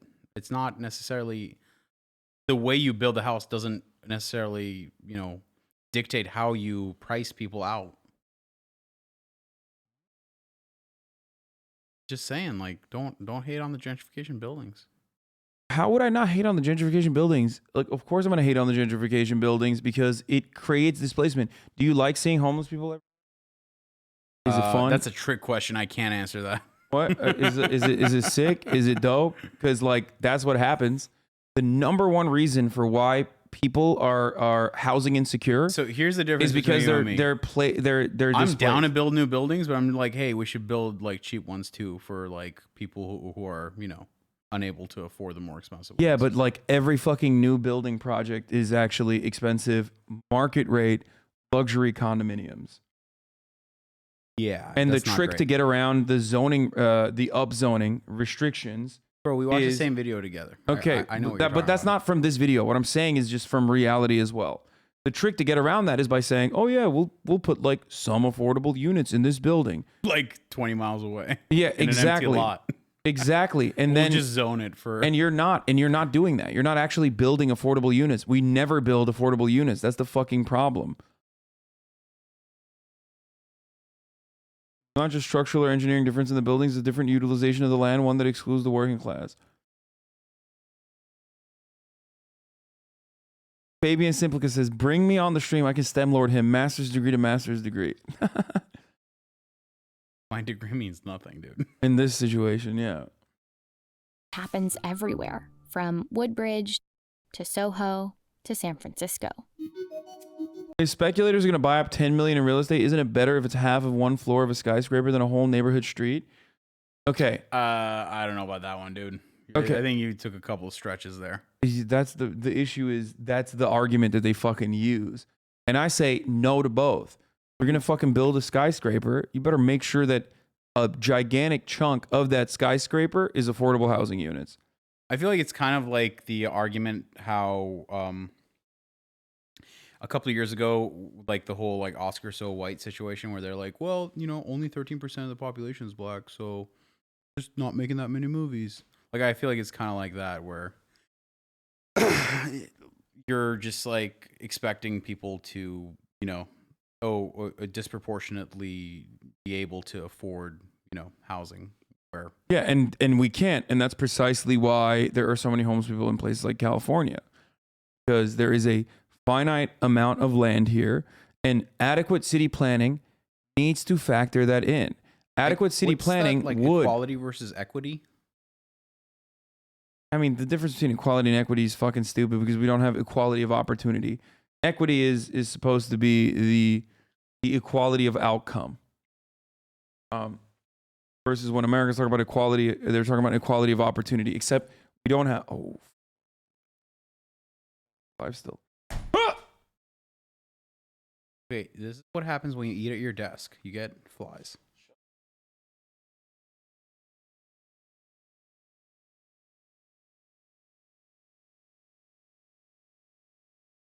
Anyway, back to the video. There are enough houses in LA to have 0 homeless. Okay. That's not true either. Sure, yeah. Did you rent all of them and give them out for free? Like, that's not true either. Look, there is, I say that too all the time. Okay. There are enough housing units available in like even the Bay Area to house the entire homeless population in California. Okay. Except where are those houses? Like, and you can't really do that either. I know that reappropriating the available vacant homes to ensure that people are living in places, to ensure that homeless people are able to be housed, is one of the many measures that you need to do. But another thing that people don't realize is that like some of those vacant units are in bumfuck nowhere. There are a lot of places where they're super far from the heart of the city, where a lot of the homeless people are priced out of the housing market. You know what I mean? So there's still a gigantic problem with that as well. Like, I'm not saying that there isn't a finite supply of land. There is. It's true. Do you support making more public housing? Absolutely. I am 100% an advocate for social housing. I'm 100% an advocate for, first of all, immediately converting every fucking motel, every single motel that has been bankrupt, immediately convert them into permanent housing. Not shelters, permanent fucking housing for the homeless population. I'm also an advocate for building affordable housing units, or like mixed income housing units are definitely important. But the unfortunate reality is people say mixed income housing and then use that as an opportunity to do development projects that are market rate housing with a little bit of fucking affordable housing units sprinkled into it. Oftentimes, as Murat pointed out correctly, like in New York, for example, in a totally separate part of the fucking, in a totally separate part of the city. Okay?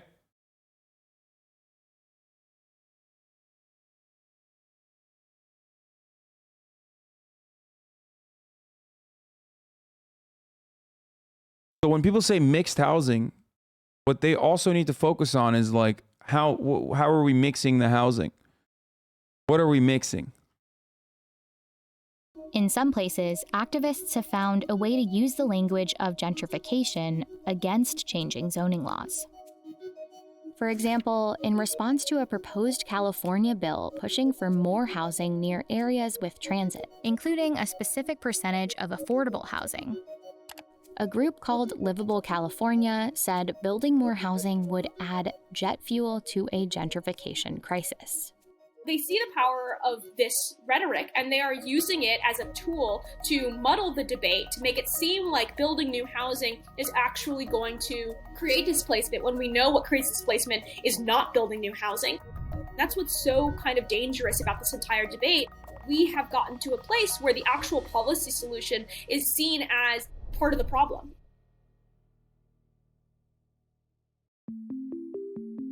This guy said, yeah, you advocate for those things, but what are you actually doing? Have you bought a motel and converted to homeless housing yet? He's obviously joking. Fucking own. No, he's not joking. These people literally think that this is like, no, bro. These people literally think that that's like what I have the capabilities of doing. Like, they think I can do this. Like, I can combat fucking real estate developers or the hotel industry that also partially utilizes like the land ownership that they have as another secondary way of engaging in the speculative market and making more money as well, which is precisely why they would rather not convert any fucking motels into permanent housing. Yeah, I don't know about this whole motel conversion business. Like, I haven't heard that one. It's a very successful program that's worked in certain parts of California. The issue is that, again, both developers don't want that, and also the hotel industry doesn't want that either. What about the market for motels? Like the motel consumers? There's still plenty of motels. We're talking about the ones that went bankrupt. Oh, okay.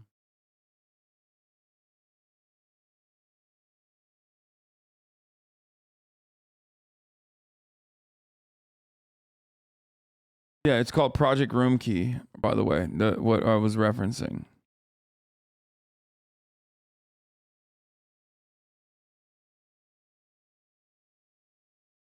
Architectural designer here who's familiar with SB9. We are short over 700,000 homes that are affordable to very low income and low income LA County.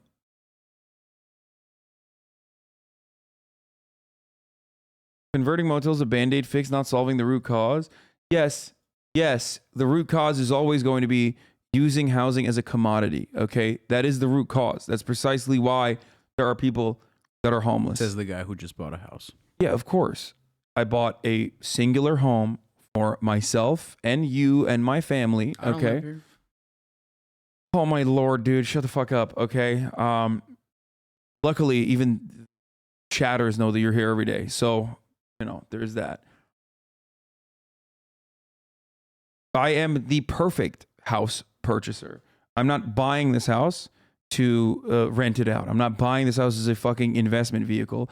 I'm buying this house because it's But just shelter think about over how my much head. money we can make if we Airbnb it. That's what I mean, exactly. And that's why a lot of people do that. A lot of people do buy houses to do specifically that.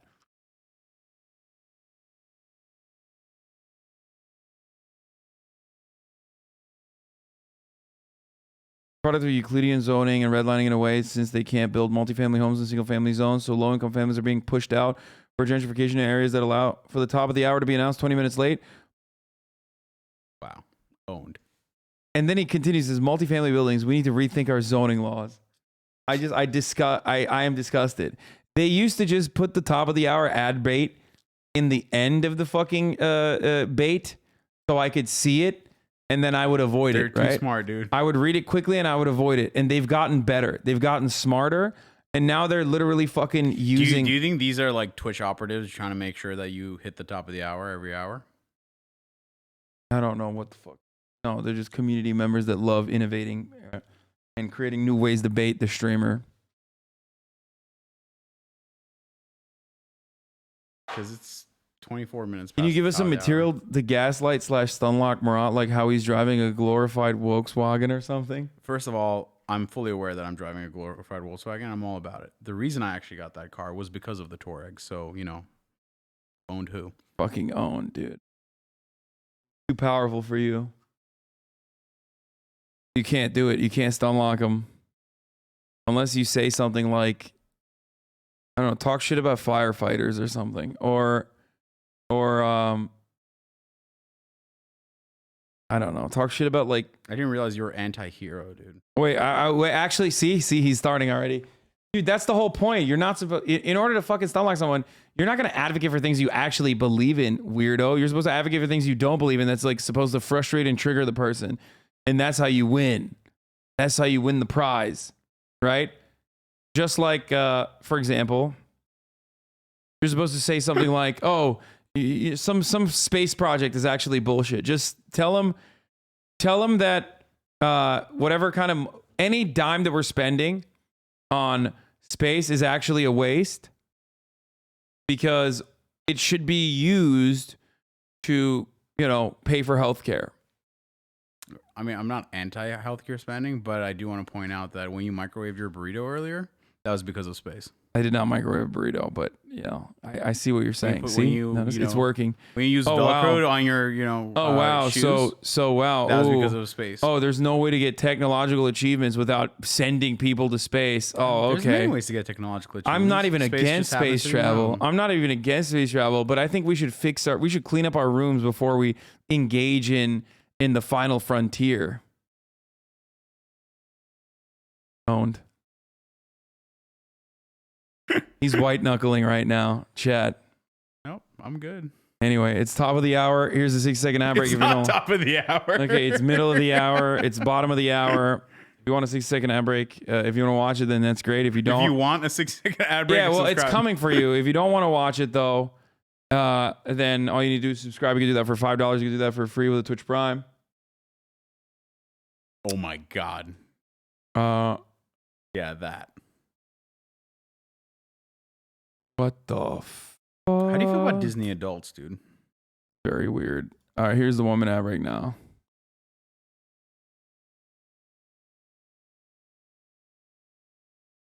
Isn't bottom of the hour technically the same as top of the hour? Shut up.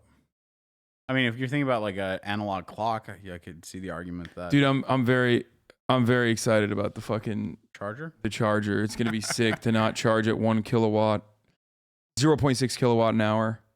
Dude, I mean, I told you what you got to do before you can get proper charging. Yeah. Because parking in that garage, not easy. Wait, that's a level 2 one. It's a level 2, but you probably want to go up to like a 50 amp, like the faster ones. Since that's a shared circuit, you're probably gonna be looking at a lower value. Oh no, really? Most firefighters are pseudo cops in their reactionary thinking. They've co-opted the thin blue line term and rebranded the thin red line. Honestly, most firefighters are huge Joe Rogan loving douches. You're not necessarily wrong. I mean, he's going to agree with that. You're not necessarily wrong, but the problem there is firefighting inherently is about helping the community. Whereas policing is not. It's more about regulating the community, right? No, I'm proud of you. No, dude, I'm not. No, I'm not about your me. anti-cop rhetoric. High five me right now. High five me right.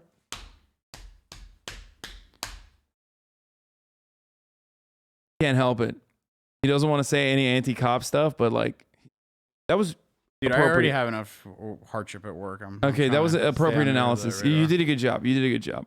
True. Why fight the fires? Why not make love to them? You know how fire departments originally began, right? What, private private fire Private brigades. insurance companies. Yeah, exactly. Got to go back to that, boys. Yeah, I agree.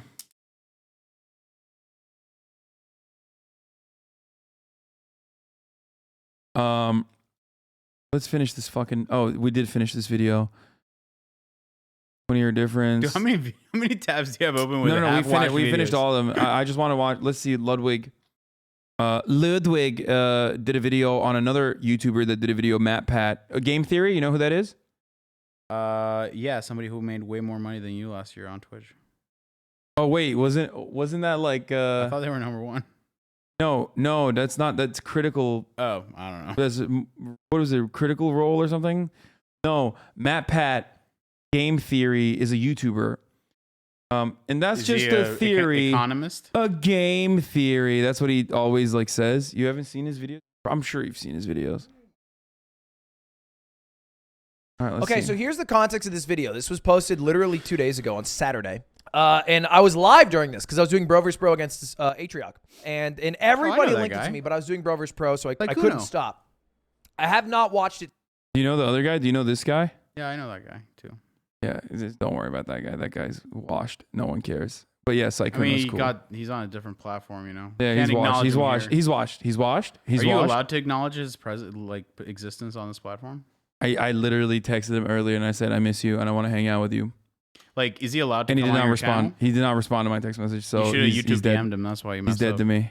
YouTube DM'd him. G-chat. He literally did not respond to my text message. I'm not even kidding. I said, like, I miss you. I want to hang out with you. And he did not respond. Can I say why? Because he said. Because of what you did to him on Sunday? Because he said, I'm not your friend. He said, we're peers. I'm not your friend. And then he did that face to me. It's a Ludwig meme. He has like a. Where is it? Hold on. I'll show you his face and you'll understand. Here, Ludwig, I am. See? That's why. like this is hilarious to you, but I don't get it. Okay, well, he did a fucking video about how, about parasocial relationships and shit, and how, how Twitch chat sucks. Because they have parasocial relationships. Like they think they're your friend even though they're not? Yeah. Since, but he's a dick. He's a bad person. Anyway, let's excited to watch it. So You we're gonna consider take a your look chat here. your friends? I've heard some. I don't consider chat individually as individual human beings, Just but one big my organism? community is one big organism. I have a negative and bad parasocial relationship with my chat. Chat's about to like form a thing about like I'm not your friend, like come to life Matrix style. No, literally. I mean, it's not healthy. I recognize that it's not healthy. I get like upset. You know this. I get upset and sad when I can't stream. Yeah, it's weird. Like he talks to you guys more than he talks to his own family, which is Okay, pretty stop. sad. Okay, you don't have to fucking own me like that. Okay. Facts over his feelings, bro. See, chat's saying we are not your friend. Now you did this. I want everyone in chat to individually tell you that you're not their friend. Negative things about it. If you look at the like-dislike ratio, it's not bad, but like 6K dislikes, like that's a hefty number. Can you start at the beginning of the video? Oh yeah, my bad. So let's take a look. Let's jump in. She got banned? No chance. She was streaming Avatar for like 10 hours. Oh my god, she actually got banned. What? Oh, he got banned? That's crazy. Toast got banned? I just heard Ray Toast got banned. Bro! They're coming for us! Okay, what I found out is that I can make it into any of these videos if I overreact. Me, usually someone who reacts quite mildly, I'm going to start overreacting because I think those clips are a little more usable. I'm going to quickly pause during this advertisement. Everybody keeps bugging me. How do I have dislikes? It's an extension, okay? All you have to do, I think it's made by a guy named Lenny. Look up Lenny. I think it's Rule 34. It's an extension. You immediately get dislikes back. Just look it up. It's like 1 second to download. Lenny Don't do that. He's lying. He is an unreliable orator. Come on, get to the good stuff, Lud. 34. You know what's like I like Ludwig's like full-blown comprehensive videos more than his reacts, though. I'm gonna be honest with you. ironic? YouTube has become what it is today because of its emphasis on watch time. By watching my videos for a long time, you help this channel. If you watch another video of mine immediately following, you help it even more. If I make a 15-minute long video and then you watch it for longer than my 12-minute long videos, that 15-minute one is likely to do better in the algorithm, which is why videos here on YouTube have gotten steadily longer over the past decade. I don't think that video length has changed because the algorithm. I think it's purely changed based off. Haven't videos gotten shorter since they changed the mid-roll from 10 minutes to 8 minutes? The rest of the internet I don't get that reference. regresses back to 6-second vines. Twitch is over here as the king of long-form video. True. Not just an hour or two long. We're talking 6, 10, 14-hour live streams or more. Asmongold would have to go live to be live for 14 hours, okay? The moment Lost Ark dies out, Asmongold will disappear into his alt stream identity. That's not just a natural evolution like what's happened over here on YouTube. That is actively what Twitch wants. It is what the platform demands. Literal hours worth of content. Should've at a used time. Trainwreck's When platforms 40-hour like Twitch streams. are contracting streamers, they're committing them not to a certain number of videos or views, but rather to hundreds of hours of committed streamed content every year. Wait, that's an undershot. That's a now, I weird don't think metric. that's a really big point he's harping on, but I know many people's contracts, and I went into contract negotiations with Twitch, obviously. The hours that Twitch wants are hundreds a month. Like 160 hours is a regular work month. 40 hours a week, 4 weeks in a month, 160 hours is generally average. But I've seen people with like 180, 200 hour contracts a month. True story. I've had talks with Twitch multiple I think I have a ridiculous contract. I don't even know how many hours it is, but it doesn't even matter because I overstream by a lot. Like I already like I hit my monthly hours in the first 2 weeks basically, I think, but I don't know what it is, but it is very, very long for sure. times over the years because I really like streaming. But the huge number of hours that I would have to commit to just pure streaming meant that I wouldn't have time for literally anything else in my life, especially operating these channels. In short, the grind is real, and streamers, massive credit to them, are forced to figure out creative ways to fill huge gaps of time. That's why over the years we've seen the rise of metas over on Twitch. Content trends on the platform that many creators follow in order to get viewers watching them while also filling up the massive amounts of airtime that they're locked into. There have been things like the gambling meta, which has taken a lot of forms, from long stretches of opening loot boxes. That's crazy. I know Co treats it like a real job, not long sessions. Yeah, I don't see this as like a job. I mean, it is a job, but I don't see it as one. I do it for fun. I do it because I enjoy it, and when I don't enjoy it, I'll just fucking stop. But like that's the reason why I took 2 days off, because I wasn't enjoying it anymore. To more explicitly just playing online slots or roulette. There was famously the hot tub meta, Yoga Pants Twister, ASMR, mukbang, even massive games like Among Us, Fall Guys, Fortnite. Remember when we did a mukbang? I feel like this is a little conflated. That was great, yeah. There are metas that are built around getting views, and then there are metas that are built around streaming many hours, and they're not always the same. Hot tub meta was not a meta that was used for people to stream many hours. It was done because a lot of women would get a lot of views, and then a lot of other streamers would meme it. But they weren't. I mean, you would prune like a motherfucker if you did it for long hours. doing it, so they were like, oh, I didn't even think about that. Hours for my contract. Let's get the hot tub, boys. Anyway, with the constant search for the latest trends that can be done for hours at a time, is it any surprise that one of the hottest things from 2021 to top of 2022 has been reacting to TV shows? It's easier to produce, you don't have to play anything or rely on audience participation. You can just sit there, you can watch a show that you enjoy, and you can really focus in on your witty banter. Or not. Anyway, as you might expect, the TV meta was not long for this. I was bent at it. I reacted to this video that MatPat did, and my reaction was like fucking literally like probably an hour and 30 minutes or something, which was like a 10-minute video. And Ludwig didn't even react to that. For as quickly as it arrived on the platform. No response. That's ironic. That's kind of a bit of an L there. Not even reacting to that. React harder, Lud. And as popular as it was killed off by takedowns and DMCA notices. In January, Pokemon got a 48-hour ban after streaming episodes of Avatar: The Last Airbender. Less than a week later, Disguised Toast got a 1-month ban for streaming Death Note. Toast ban? No. And it wasn't just animated shows either. That same week, Hasan got a copyright takedown for streaming clips of MasterChef. The MasterChef meta is over. Needless to say, no one was feeling very PogChamp that week. Are they gonna so today, as the dad pat of digital video. Wait, he's not even gonna fucking wait. What? He's not even gonna clarify that? Come on, Lud, you know that. It's always you. Look You're at always the Lud's one who face, gets, dude. He knows. He's just hiding it. It's always you. You're always the one who gets targeted, even though Lud literally stepped on the stream. This guy calls him brilliant. Yeah, I love Ludwig. Okay, you guys already know this.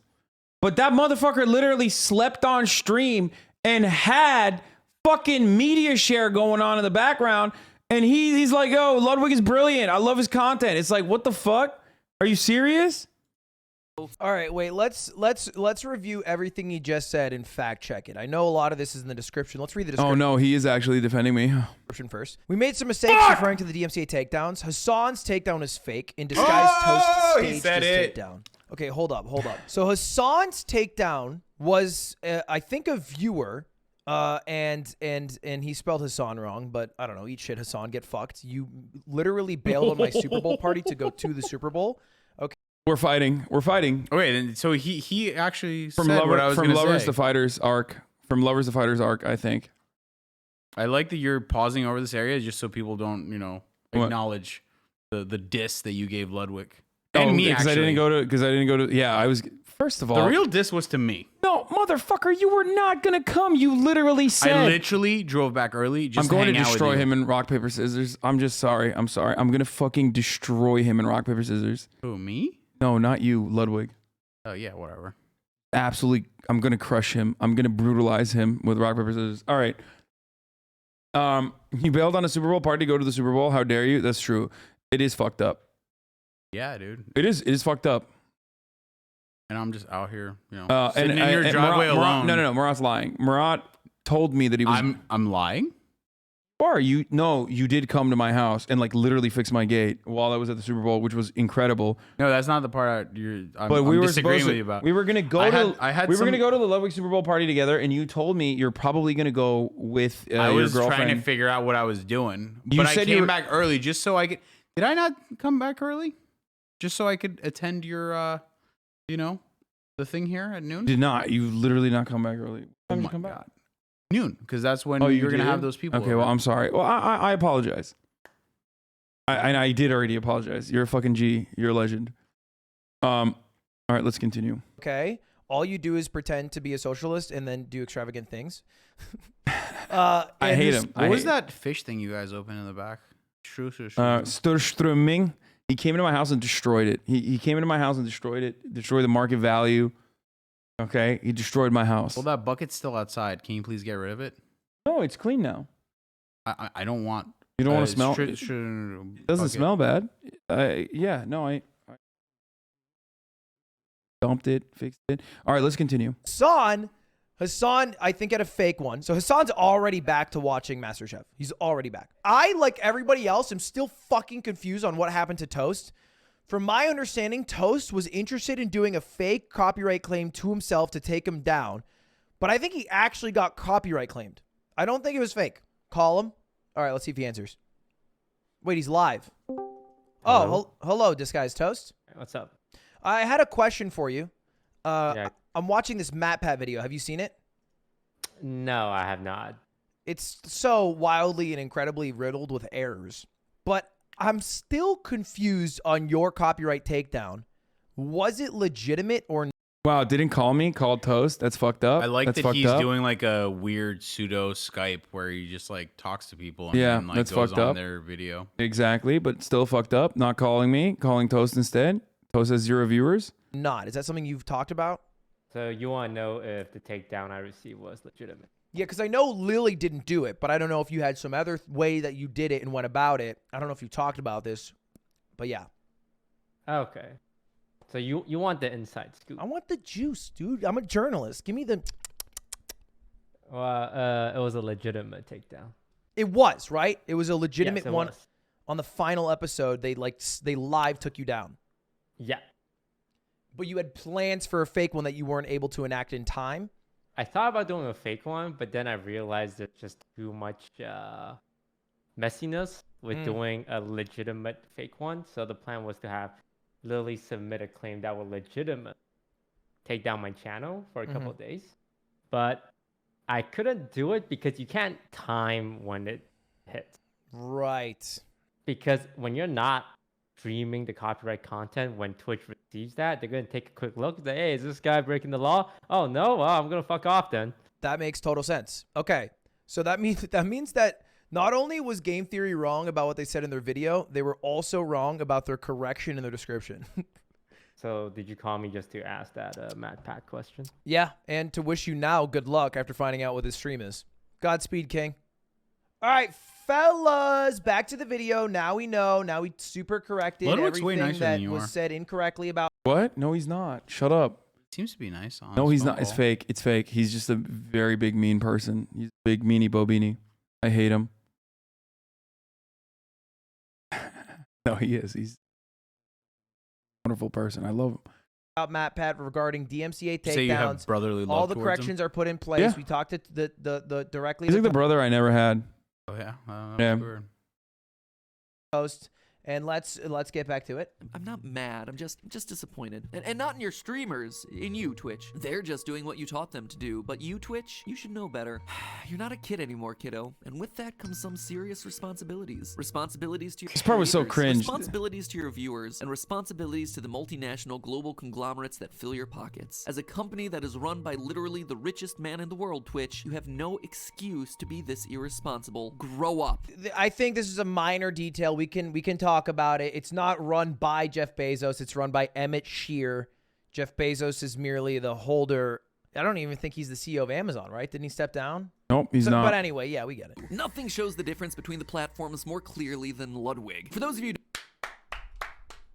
Bullshit. He's been so intellectually honest, genuine, and articulate throughout all of this. This might be the new Bible of streaming.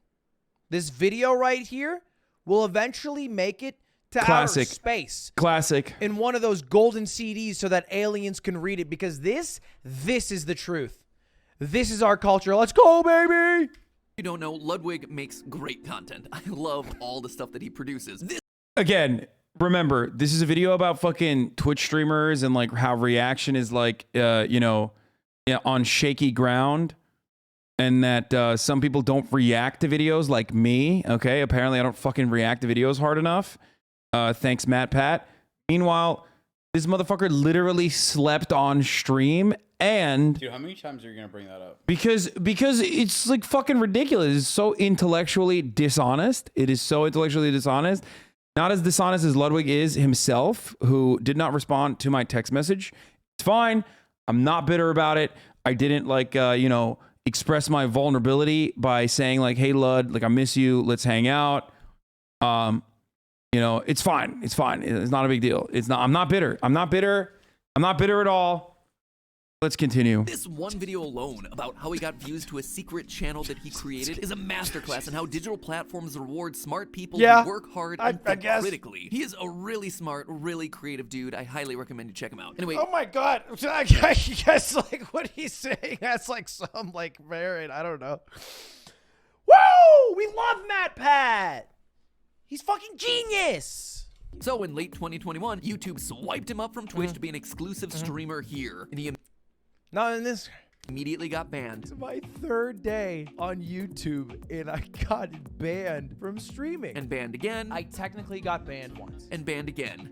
3 times. Not through anything offensive, mind you, but because of copyright stuff. He was reacting to top YouTube videos when Pink Fong brought the Baby Shark ban hammer down on him. Which is why we should have that system implemented on Twitch, by the way. He watched Yu-Gi-Oh! GX while sleeping. He also watched Yu-Gi-Oh! GX while sleeping. I don't even know. Oh, that's offensive in and of itself. Yu-Gi-Oh! Yikes. But yeah, he literally admits the flaws of the fucking copyright system built into YouTube that makes it so hard for live streamers to make fucking cool content. Immediately after he said, "Come on, Twitch, it's time to grow up.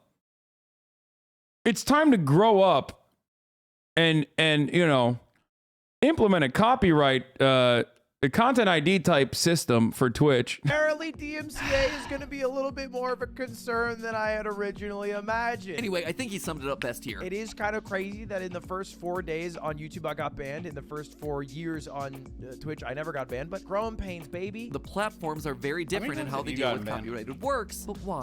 Well, the issue really comes down to Twitch's copyright enforcement, or lack thereof. YouTube is like an archive of the internet. The videos uploaded by your favorite creators live next to grainy 240p Simpsons clips uploaded back in 2007. That means that there's an unlimited amount of time for copyright holders to discover copyrighted material and issue takedowns. Conversely, VODs on Twitch only live for 30 days max, 60. and a lot of times the streamers won't even keep the VODs around at all. That means that most of the time when streamers do get caught, it usually has to be live. High-profile incidents where the streamers are caught red-handed, smacked down in the middle of a stream. But to catch and report these incidents requires a lot more effort on the part of the copyright holder. And the truth is, the idea of deleting your VODs on Twitch isn't just something someone figured out one day to help with copyright strikes. It is something that Twitch has explicitly encouraged. By the way, the irony is that like Ludwig's donation video that he's talking about is a video that exposes that, like, you know, reaction content,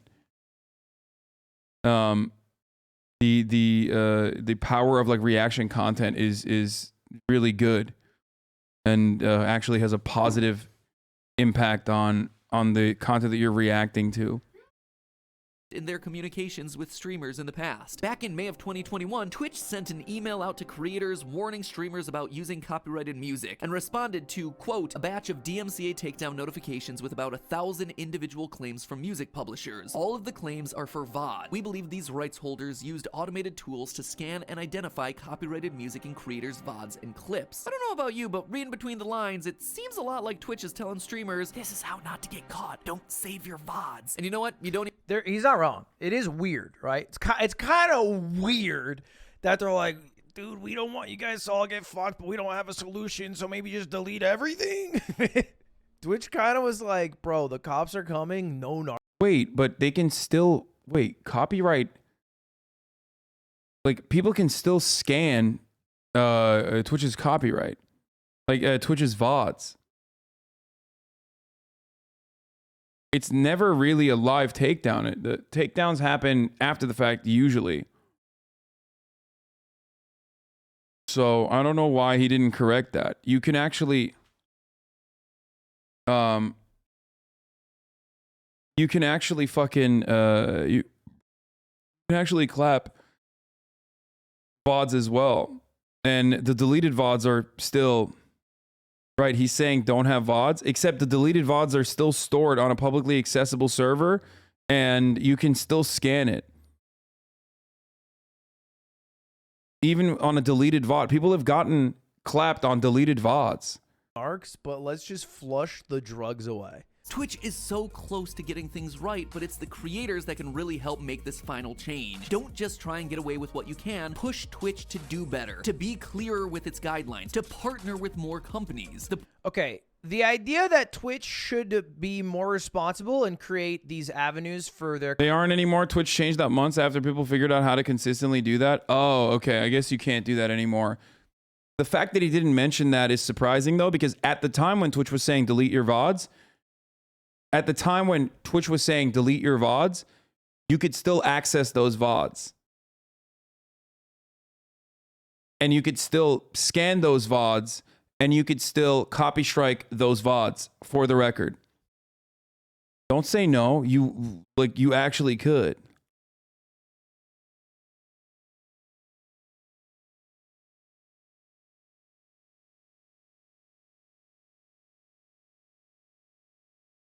creators and see the problems that are happening, great. The idea that it should somehow be the onus of the streamer to make that happen, insane. Twitch is like a giant bloated company.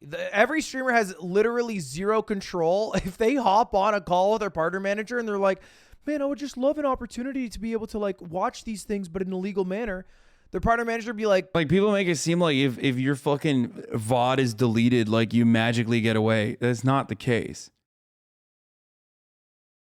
Okay? If that was the case, then hella fucking streamers would just like say awful shit, do awful shit, delete their VODs, and then get away with it. And that usually does not happen. I know that you're going to point to like a couple instances where it has, where like a big streamer accidentally flashes nudity or whatever, but that's different. There's a level of charitability for Twitch to not ass clap fucking streamers that are trying to ensure that nudity is not on, but then sometimes it still pops up.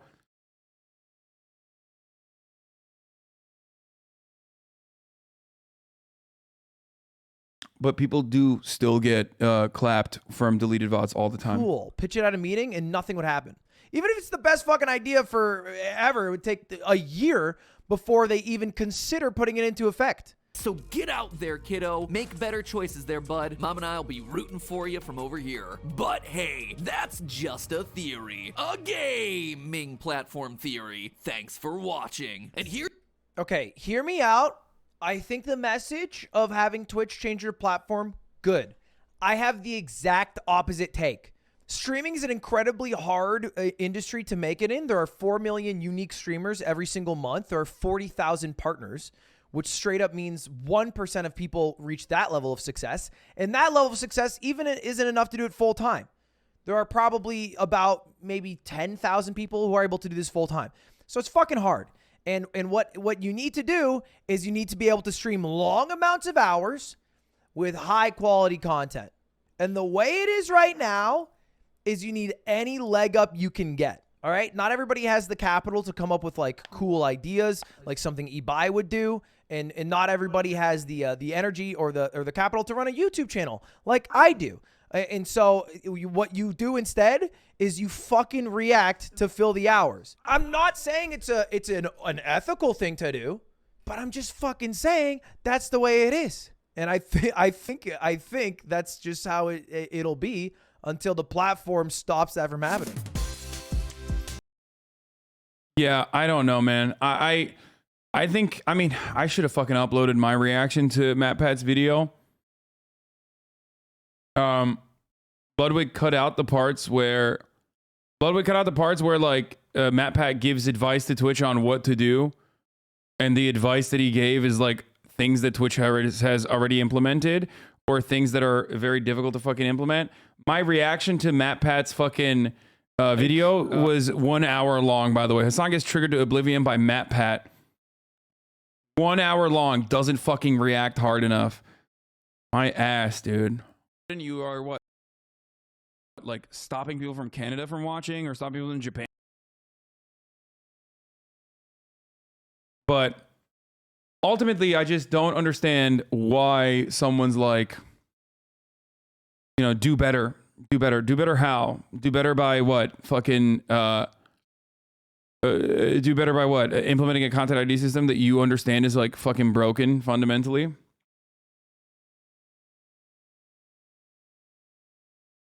It was just a bad video. Ludwig gets zero incentive on saying YouTube system is trash.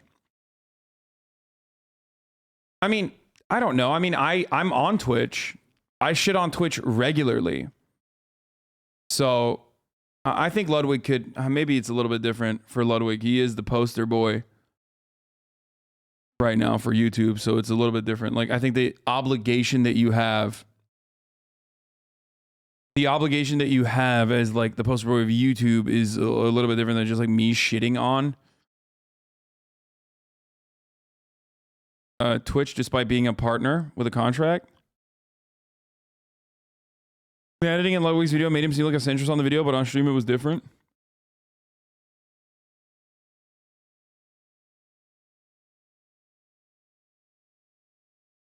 Ukraine war release has been delayed.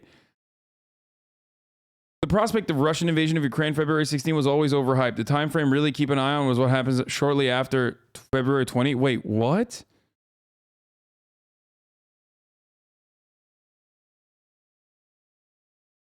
Bro, are you fucking serious?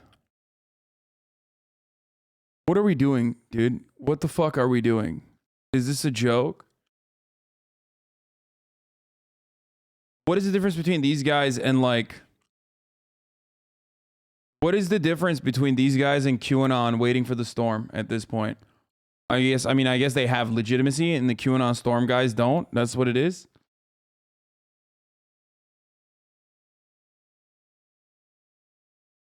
Holy fuck, dude. Russiagate is actually QAnon for liberals. Like, it really broke people's fucking brains, dude. Maybe because it was like easy to fucking launch because it was launched on top of pre-existing animosity against Russia, USSR. You know, Red Scare shit.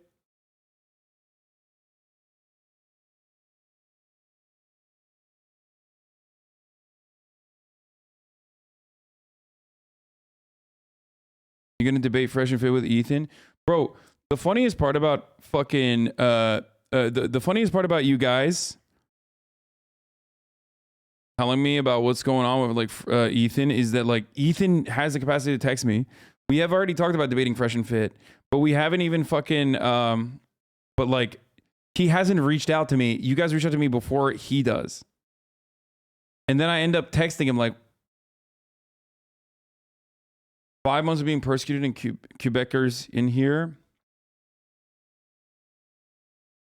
I don't think I've ever seen a YouTube video from full-time YouTubers on Twitch drama that was not filled with misinfo. They always think they know what's going on. Hell, even Ethan said a lot of wrong stuff on his videos on Twitch.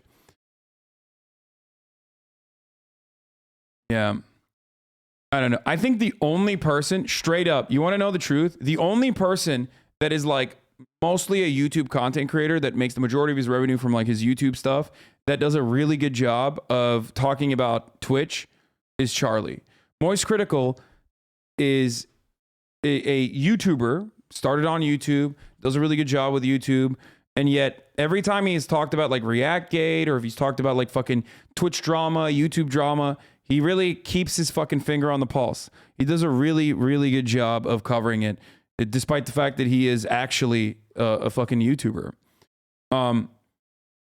And also, I guess he doesn't have like a lot of bad faith people who are routinely criticizing him because he's had many, many years of like appearing as a centrist and does a good job of like having an even keeled take for sure.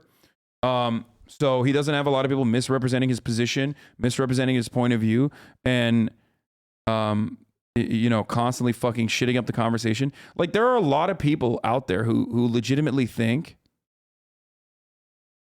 There are a lot of people out there who legitimately think, like, I think that, like, being a YouTuber is easy or something. Like, or think that I don't, like, respect YouTubers and the content that they make or some shit, which is weird because, like, I started off on YouTube. That's where my bread and butter is. That's where my bread and butter was. So, I don't know. I find it strange.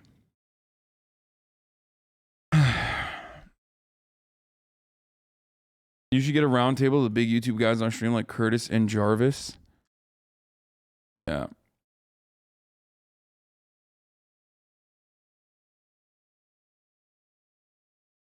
Ethan does a pretty good job too, for the record, I think, when he talks about Twitch stuff. If you have like spent enough time on Twitch, if you yourself are like a sizable Twitch streamer or have spent enough time on Twitch, is like you know well.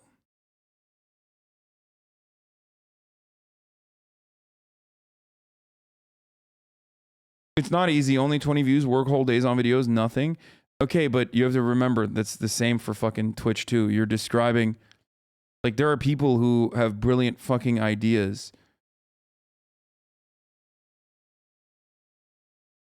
There are people with brilliant ideas and like really creative methods of streaming that never get that stream to 0 people. You know what I mean? They stream to like 10 people, 30 people.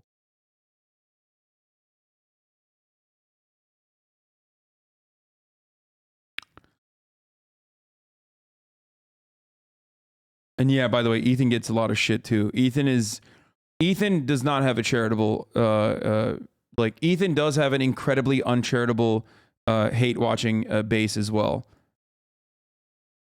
Just like myself. I would say that him and I have like sometimes the same exact communities that despise both of us, actually.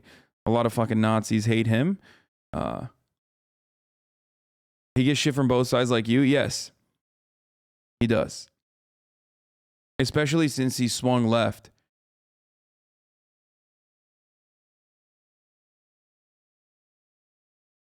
If this is true, throwback to when your channel was getting demonetized all the time and making almost no money, kind of crazy. They think you believed YouTube content is easy to do and monetize. Yeah, I don't know.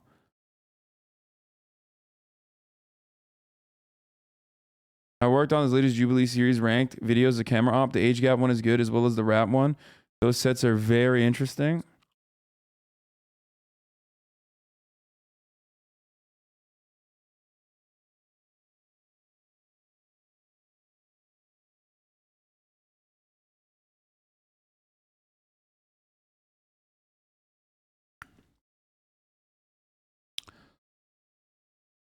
I really respect people who support smaller creators.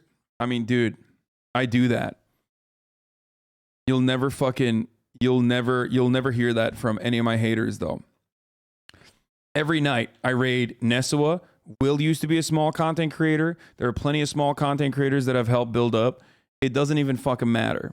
And I don't even want like, I don't want like fucking appreciation for it or anything like that, but only Will and Nesua KW. Oh, I'm sorry. I didn't realize that like fucking helping your best friend get on the fucking platform and like pumping him up until he's like literally consistently at like he's at like 8K fucking subs and has thousands and thousands of fucking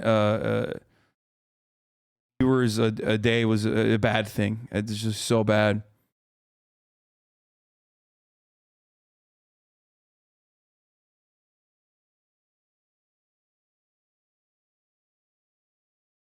Pump me up too, so that's 3. Yeah, but I mean, you're on TikTok, Sean the Black, and also I pumped you up for. Done? Thanks a lot, man. Oh, we didn't do that today? Oh shit. Okay, that's fine. You also helped many in the GTRP days become streamers. Yeah, literally, that was that too. There were so many GTRP streamers that are like now full-time streamers.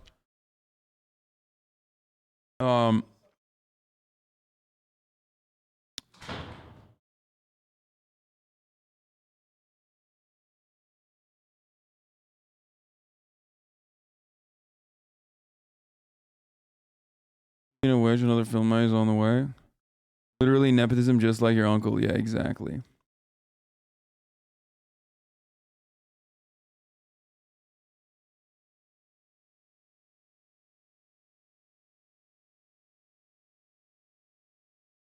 I remember you were with the log off already crew recently too. Yeah. Anyway,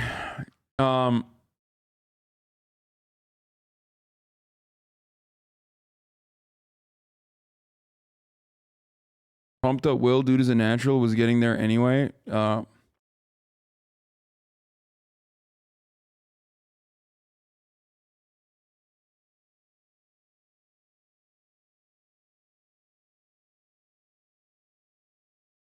Garrick was gonna quit streaming after GRP, but he streams consistently now. Yeah, there's so many people. Anyway, look.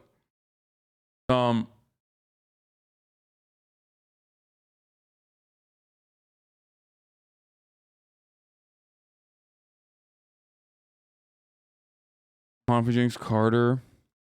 Okay, we're done. Let's watch this. Which couple has the biggest age gap? We've never been married yet. We want to get married. It's like 5-year plan. Yeah, get down right now. If you had to rank yourself against others based on a specific trait, what would it say about how you see them?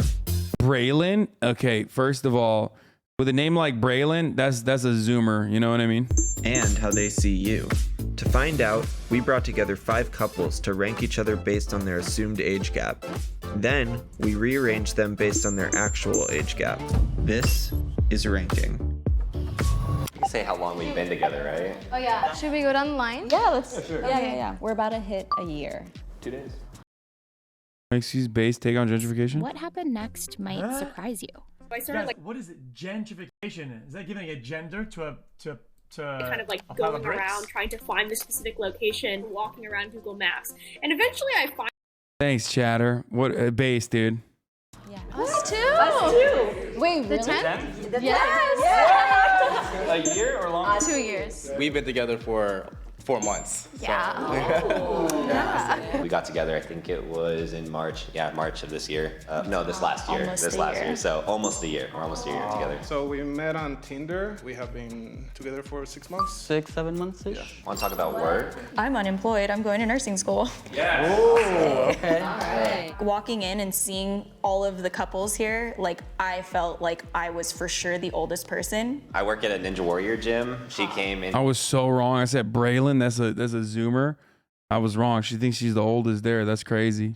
Interested in learning like how to do obstacles. Our energies really matched each other. That's so Bro, Braylon seems like such a strange name. God, I'm such a like a weirdo about names. I know, but if someone was like, I'm Braylon, I'm a certified public accountant, I'd be like, no, stop it. Stop it. It seems so like zoomer. It seems so zoomy. You know? Oh, these fucking weirdos need to stop trying.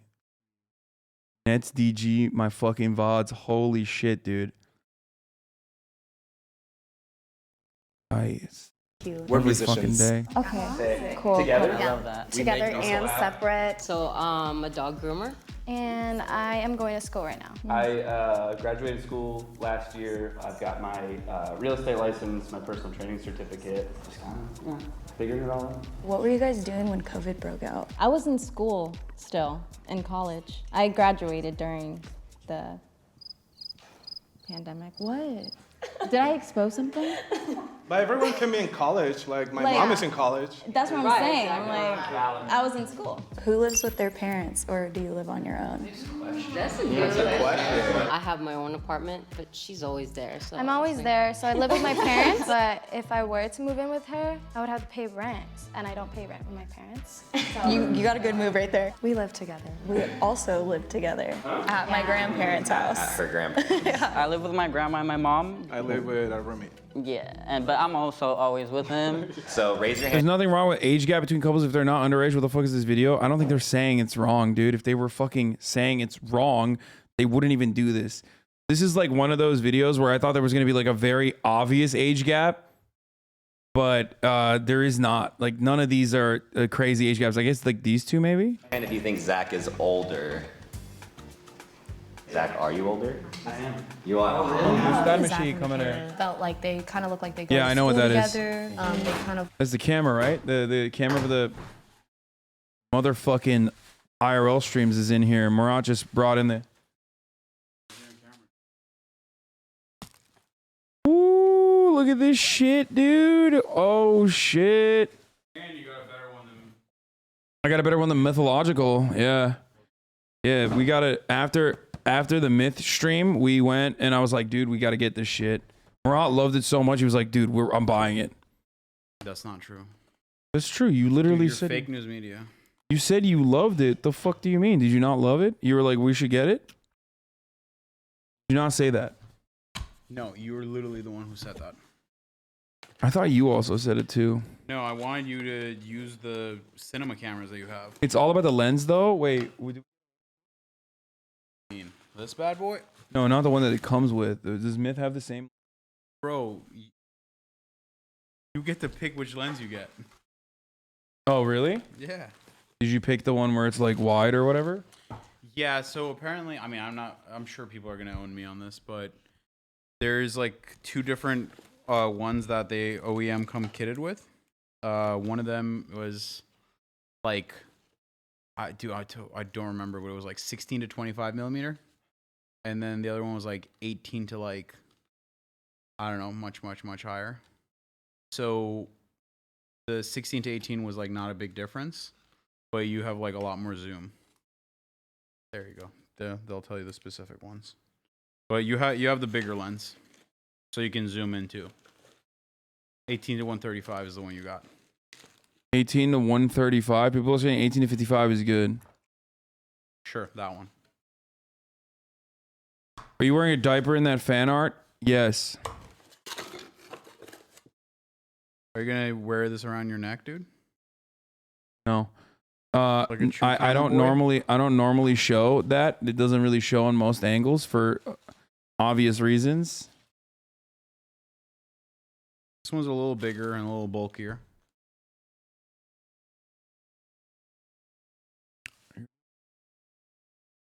There it is, boys. This has the thing that pops up, right? Oh yeah, it does. A lot of cameras have that now. Wait, what the fuck? It's not popping up. Yeah. Or actually. Uh-oh. Yeah, like that. Murat's microphone is not low. It's just he refuses to engage with it in the way that he's supposed to. He just like straight up is like, nah, I'm good. There you go. I bought you an extra battery too. Just Look at how fucking annoying these people are. These dickheads are. Oh, What they did he got say? banned. Got banned already. What did he say? He was just fucking screaming about in the chat about how like your voice is so low and mine is so high and I need to figure it out. Yeah, you should, dude. Or are you banning the homies? This person's name is Matrix. Matrix. All right. Then doesn't end there, dude. I hooked you up with a rig. Let's go.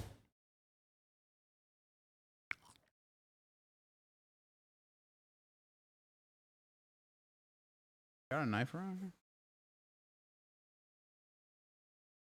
It's like the world's lamest unboxing video because I'm doing it all. It's not an unboxing video. They're just like hearing me open boxes. in They the can't even. background. They barely can hear it even. Okay, well they're feeling the enjoyment of a box opening from a distance. I guess. They do look like they were a part of the Matrix movies. Kind look of. around the same age too. Raise your hand if you think Mia is older. This is kind of fucking mid. Am I wrong? I feel like this is mid. I feel like a lot of content I've looked at today has been not that great. I feel like you miss top of the hour every hour, and you also missed buying your brother lunch or dinner. What do you want? Whatever you want, dude. Best Gordo? Did you miss top of the hour? I did. You're right. I did miss it.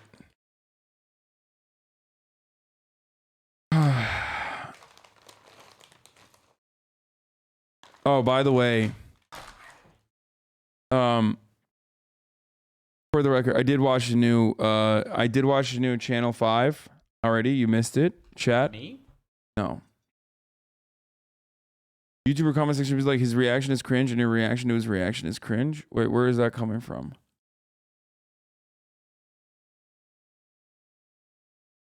I'm not gonna get a small gimbal, dude. What? But I don't think you should.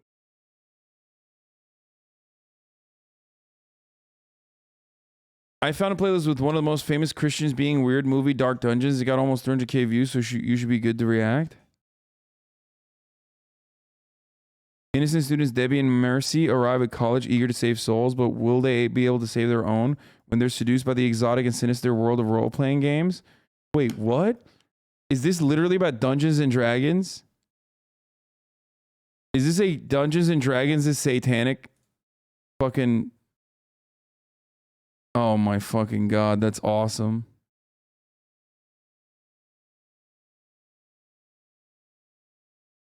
I don't have Prime, but it keeps unsubbing me. No, you have to re-up your Prime sub every month. Prime goes away if you don't use it. Like, I mean, it doesn't go away, but like, if you don't use it, you kind of lose it.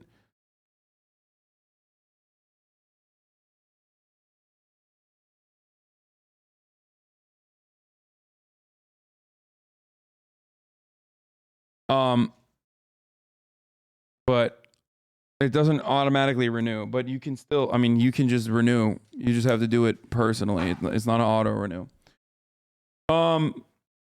Anyway, we can watch this. This seems good. Especially because when you re-up with Prime every month, you no longer will see the ads at the top of the hour. So maybe they like watching Toyota ads.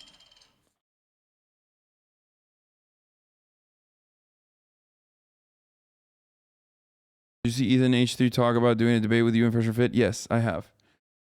Okay, maybe it's too heavy with this cage. Stephanie Lee, wait, what? What is the cage? So you can mount accessories on it. Like, oh yeah, it is weight. What the fuck, dude? It got hella heavy. Oh my god, why is that cage so heavy? And the lens too? Yeah, it got really heavy.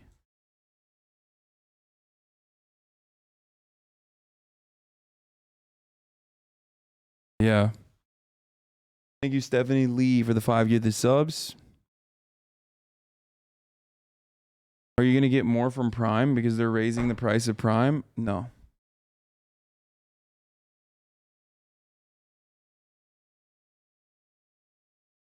Remember when JP said the satanic panic was because women entered the workplace? I do.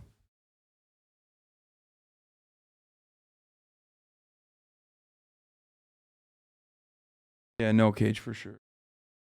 As long as we can fucking mount the shotgun.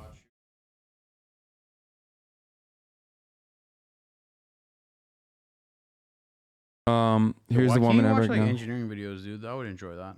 I don't want to. The engineers are an underrepresented community. Probably want to sit with 14mm lenses, wide and more compact. The bigger the zoom, the heavier it's going to be. Yeah.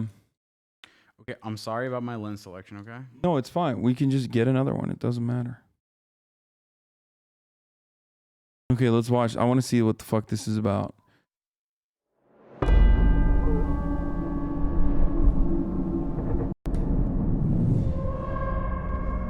Yeah, this is the cage. Ow. Nicholas Cage. Evil will reign, and we will bring it forth in the flesh. How are each of you working to fructify the Dark One? Report! Astrology and tarot card sales are pulling more and more young people into the Dark One's domain. World politics are steadily progressing toward our one world government, naturally with our agents in place. I am excited to announce that this year more people have decided to be homosexuals than ever before in history. So I don't get it. Is this going to be like...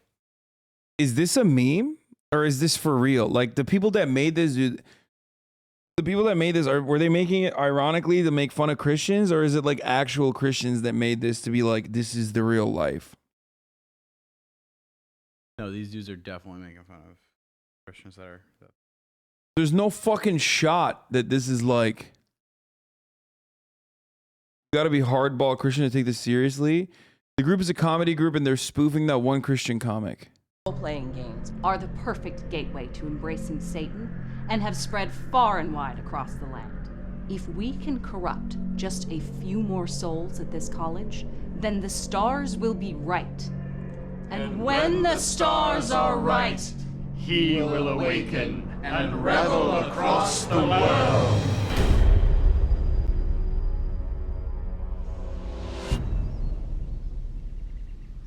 I'm so happy we got into the same school, Marcy. Me too. I'm so glad I've got a special gal like you in my life, Debbie.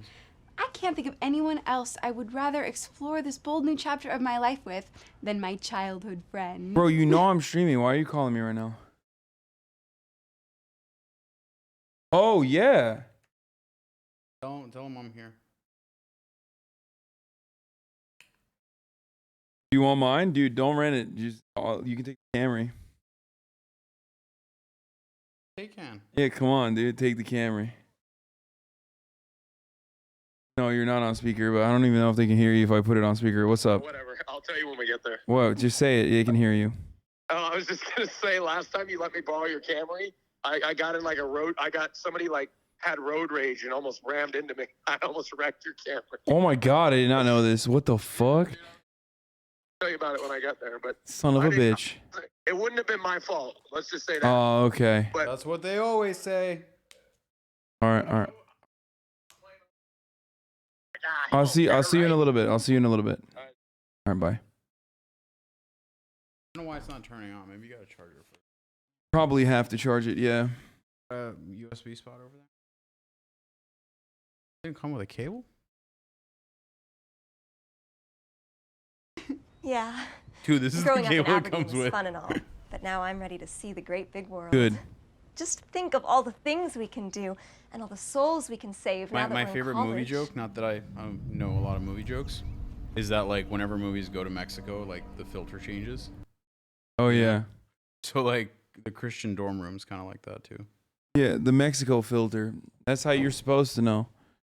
You enter Tijuana immediately. This according to Wikipedia, this is based on a chick tract, which 100% takes it all seriously, but the film is made by people making fun of it. What is a chick tract? Welcome, freshmen. My name is Mike. I'm a senior, and I'm here to help you with your orientation. College is an exciting time of life, and Yeah, there's that's no fine. better way of All right. experiencing it than to join an organization.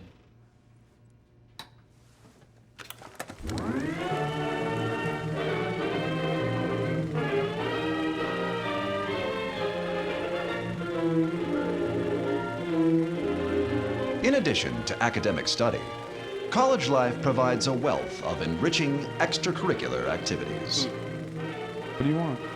From athletics and sports You want to get him too? to music, dance, the dramatic and performing arts.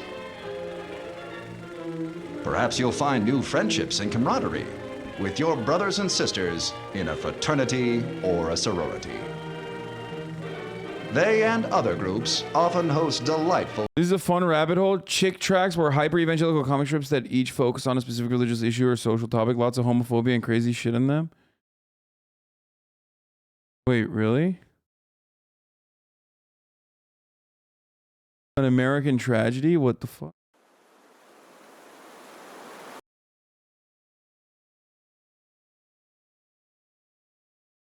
Of wars were fought over. I like this guy already. What is a chick track? But more importantly, why is a chick track? History. Do you want me to return the cage? Yeah, you can. It's too heavy. Here, just order whatever you want, man. Show it to the camera. I don't want It's them to know evangelical about Christian it. agitprop from a psycho publishing company called Chick. Chick tracks are these little Christian comics that tell you the thing you like is satanic. They used to leave them in bathrooms in the 90s. And I'm gonna just order food to my house and meet it there. Okay, wizard, cast your spell. Okay, dungeon master, my spell of light blinds the monster. Thief, Black Leaf did not find the poison trap, and I declare her dead. No, not Leaf. No, I'm gonna die.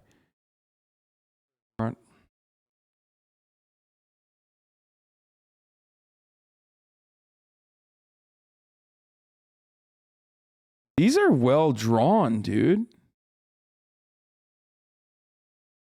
These are incredibly well drawn.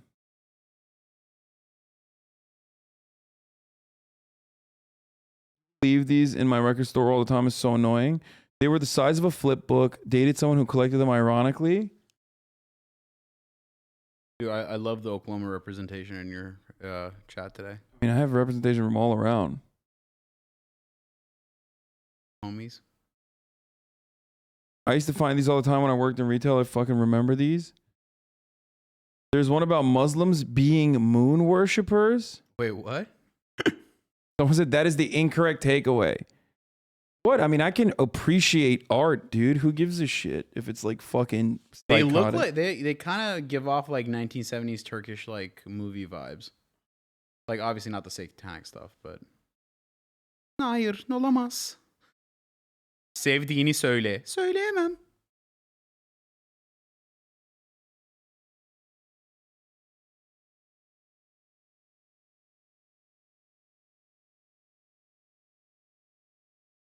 Oh, okay. Some of these are not. Jack T. Chick is generally not one of the first names brought up when comic fans discuss the greats of the industry, but this cartoonist and publisher is in fact one of the most controversial figures in comic book history that you may have never heard of. Born on April 13th, 1924, Jack Chick lived a typical American lifestyle of the time. He was married, served in the military, and made an honest living drawing a single-panel cartoon called Times Have Changed, ? It wasn't until he converted to Christianity that the soft-spoken and shy cartoonist decided the best way to evangelize others was through the subtle art of comic book propaganda. Listen, Jill, that big guy at our table, he downed your drink and dropped dead. Grandma, that drink was poisoned. What's going on? Jill, you have an unseen enemy. His name is Satan. He's been planning your destruction for years. He knows that your only hope is Jesus. Be sober, be vigilant, because your adversary, the devil, is a roaring lion, walketh about, seeking whom he may devour.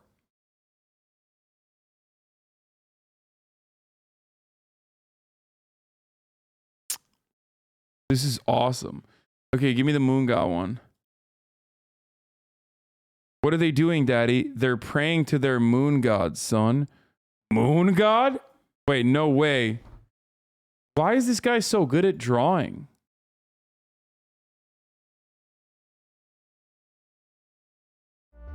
What is this?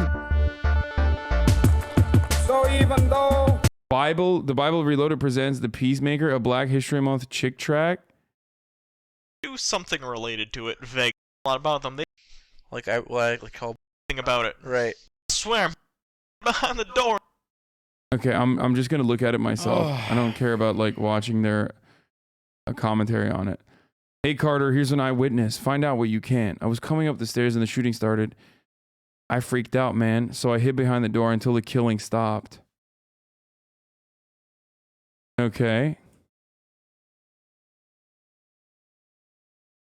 Were you here to buy drugs? Tell me, were you? This time was gonna be my first time, man. I swear, man, but I was late.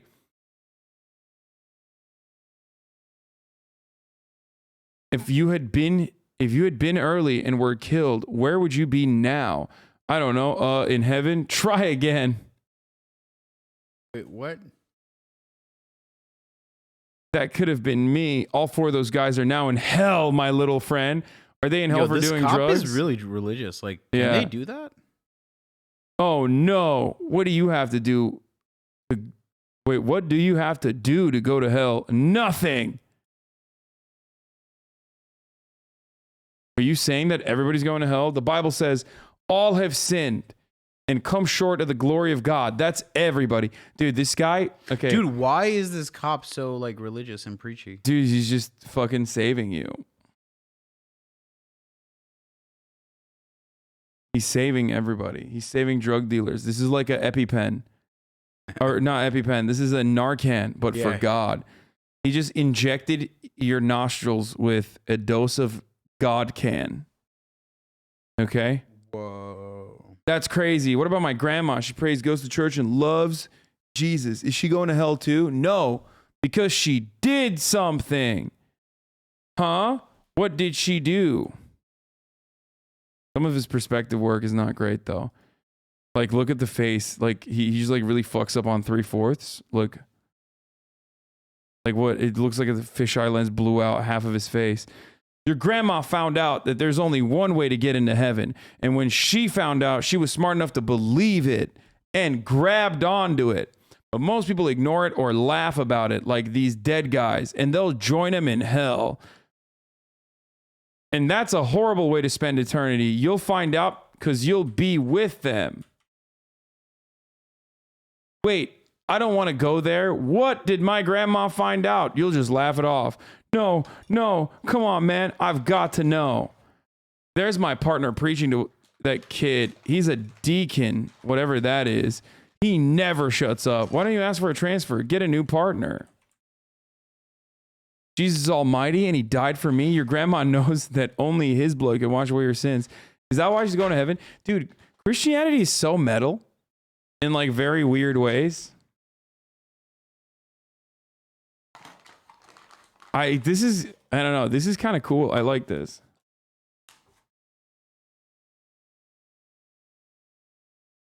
Super cringy Jehovah's Witness homophobic cartoon. Okay, love it. We'll look at that in a second too. She believed Jesus and received him as her savior. That's why. If I did that, would I get saved? Absolutely. I'll do it. Carter, we've got $11.99. An asterisk. Officer needs assistance. Coming. Clancy's in trouble. Thank you. I know that place. We're going into a war zone. Oh, great. The end of a perfect day. What a mess. We need backup. The crowd's getting bigger. Pigs. There's Clancy's car. Let me through. Kill him. Clancy, he's alive. He's going to be okay. Not for long. And you're next. Carter. Bleep. Where's your God when we need him? Lord, you promised all things work together for good. So help. Nothing can save you now. Kill him, Iceman. Dude, I love this. This guy has never been around a black person. Like, that's awesome. Look at the tone of that guy's arm. Move it, Leroy. Oh, sorry, Grandma. Get me through to Junior before he makes a fool of himself. Yes, Grandma. I'm going to make you disappear and feed you to the dogs. This is what always happens when you go to the hood, okay? When you go into the hood, that's what happens. It's just, you know, people are like... I mean, there's a lot of, like, religious people.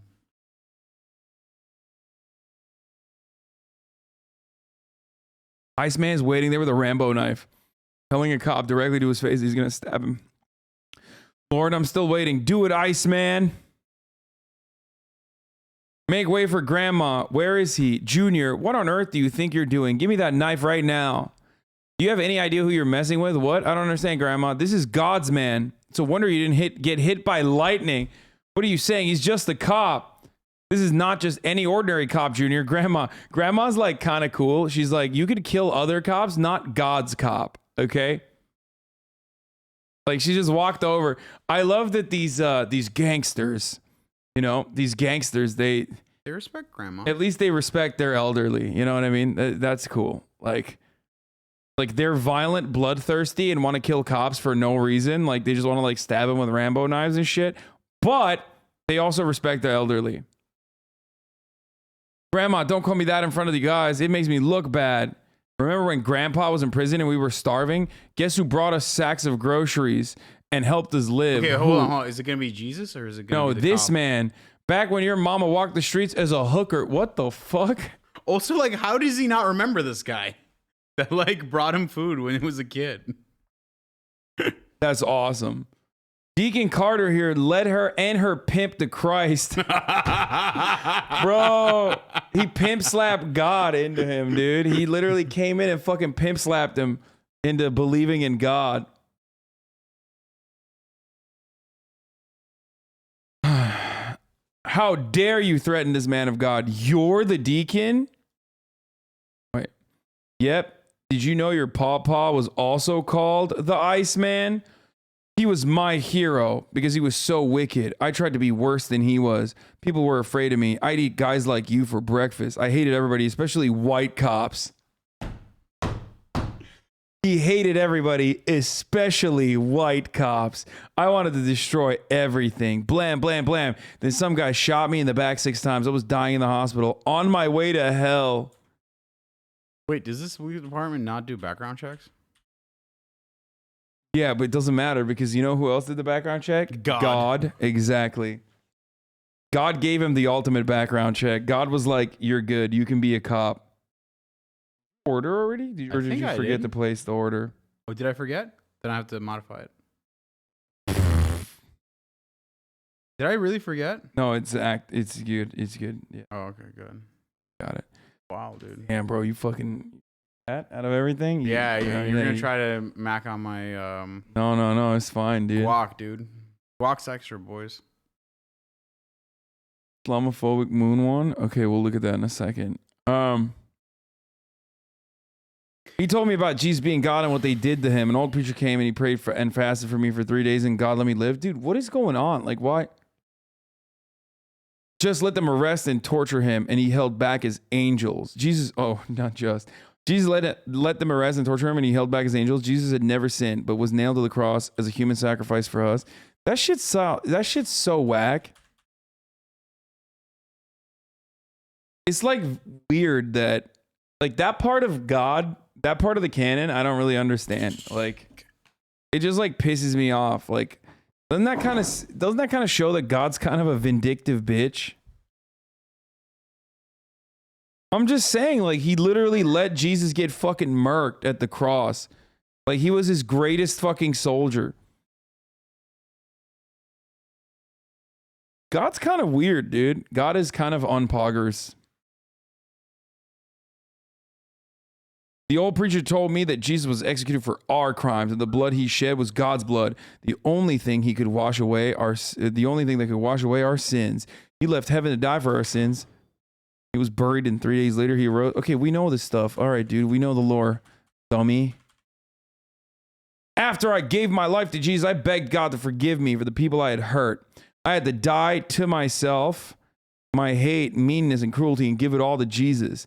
Now I love all you guys. God made me a peacemaker. First of all, it didn't seem like he loved everybody. He was like literally talking about how people who do drugs are just going to hell. Like, everyone is going to hell unless you submit to Allah. You know what I mean? Do it. Pray with me. Get down on your knees and pray this prayer. Look at that. I can't believe it. Gasp. That's the power of God. Now we're all brothers in Christ. Man, I feel so clean. Praise the Lord. Junior got saved. Junior, Deacon Carter is more like Jesus than any man I've ever met. You know, I was thinking of getting a new partner, but now, no way. I'll be safer working with you than anyone I know. This guy literally is like, I was about to drop you. That's awesome.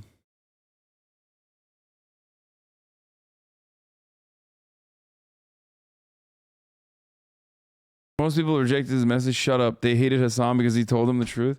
So that's from a chick track or whatever.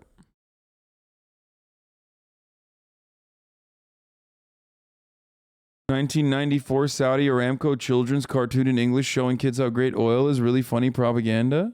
Oh, you don't remember.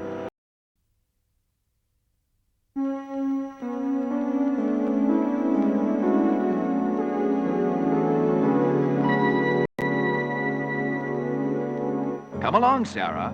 We don't want to be late. Yes, hurry up, Sarah. Why did you get us up so early, Father?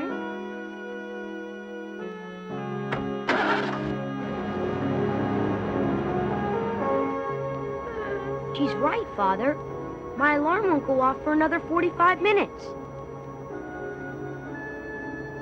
Uncle Ahmed's plane is arriving early, and we need to make a stop to get gasoline. But I didn't even get to have Mother put ribbons in my braids. And I wanted to look special for Uncle Ahmed. I've never met him before, you know. You do look special, even without ribbons. And anyway, you have already met him, Sarah. But you were just a baby, so you don't remember. I was old enough. I remember him. There's a weird ringing noise in the background of this video. It's like fucking me up. Anyway. Why has he been gone so long? Well, he works at a refinery where they make gasoline for stations just like this all over the world. That's why he has been gone so long, Sarah. Because Uncle Ahmed makes gasoline? No. I mean because he's a very busy person, and it's difficult for him to leave his work. Uncle Ahmed must be very important if he makes gasoline for the whole world. He doesn't mean that Uncle Ahmed makes the gasoline. Well, if he doesn't make it, where does it come from? Later, Sarah. Now we've got to hurry, and I need to concentrate. We don't want to be late. Nobody ever answers my questions.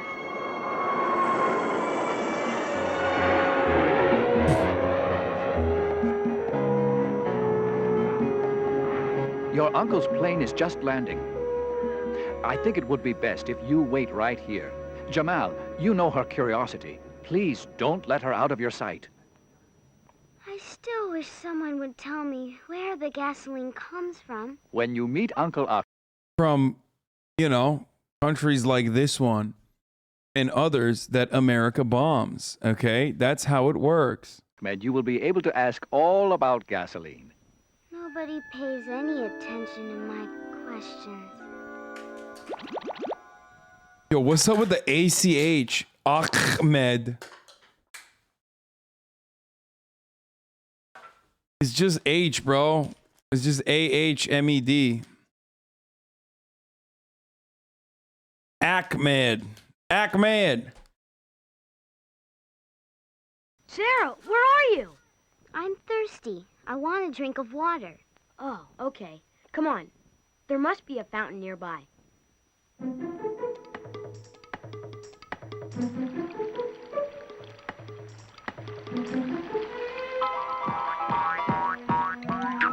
Excuse me. We're expecting some very important guests. I have coffee to brew and dates to pick, and I'm a very, very busy coffee pot. Oh my, you're here. But you're a bit early. Well, never mind. Come, don't dawdle. We've got a lot to do. Come along now.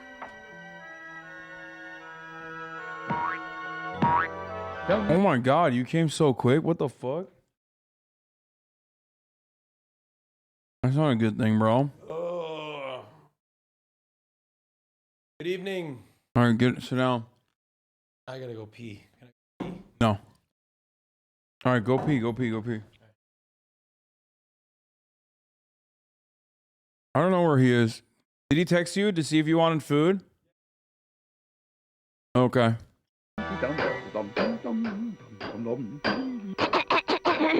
Hey, boss. Not now, Spout. I've got to get this banner up, and then...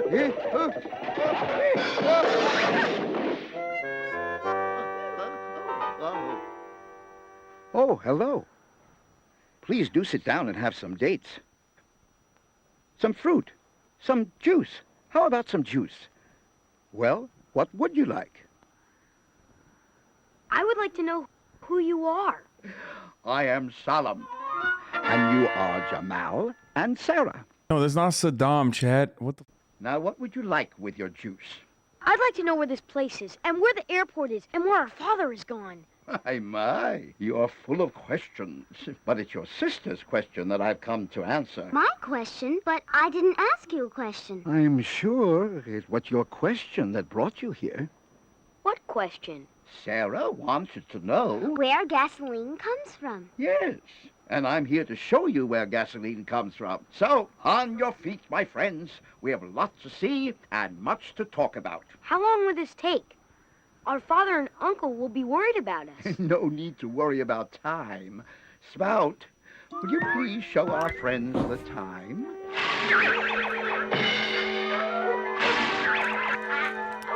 What are we watching? Oh my! Did you get a fucking notification from your contact tracing app? What? Yeah, Super Bowl. I got a fucking notification from my contact tracing app. I that said- disabled that shit. Why would I want that? Oh, you did? Yeah, I'm always walking through LAX. You kidding me? That's one big fucking. Well, I'd be getting contact notifications all the time. Okay, well, I got one for going to the Super Spreader Bowl. Yeah, of course you did. There's 65,000 or 70,000 people in there. Yeah. Hi, Fiona. Well, yeah, we Don't pog me, motherfucker. I got 3 shots. Where's your shots, bitch? Yeah, exactly. Tell him, dude. We got boosted out the ass. I got boosted out the ass, dude. Tell him, dude. I was fucking falling on needles. I just think like no. What do you want me to do? What do you want me to do? What do you want me? How many masks do you want me to put on? Yeah, tell him, dude. Yeah, that's right, dude. Tell him. How many masks, huh? Especially when it's fake, brother. They will call you an anti-vaxxer and an anti-masker for that. They've been yelling at me too. What? They yell at me all the fucking time when I'm like, I literally said like, listen, dude. Oh, are we talking about the same mask that I take off 3 seconds after walking into a building because I have a glass of water in my hand? Is that the same mask we're talking about? No, listen.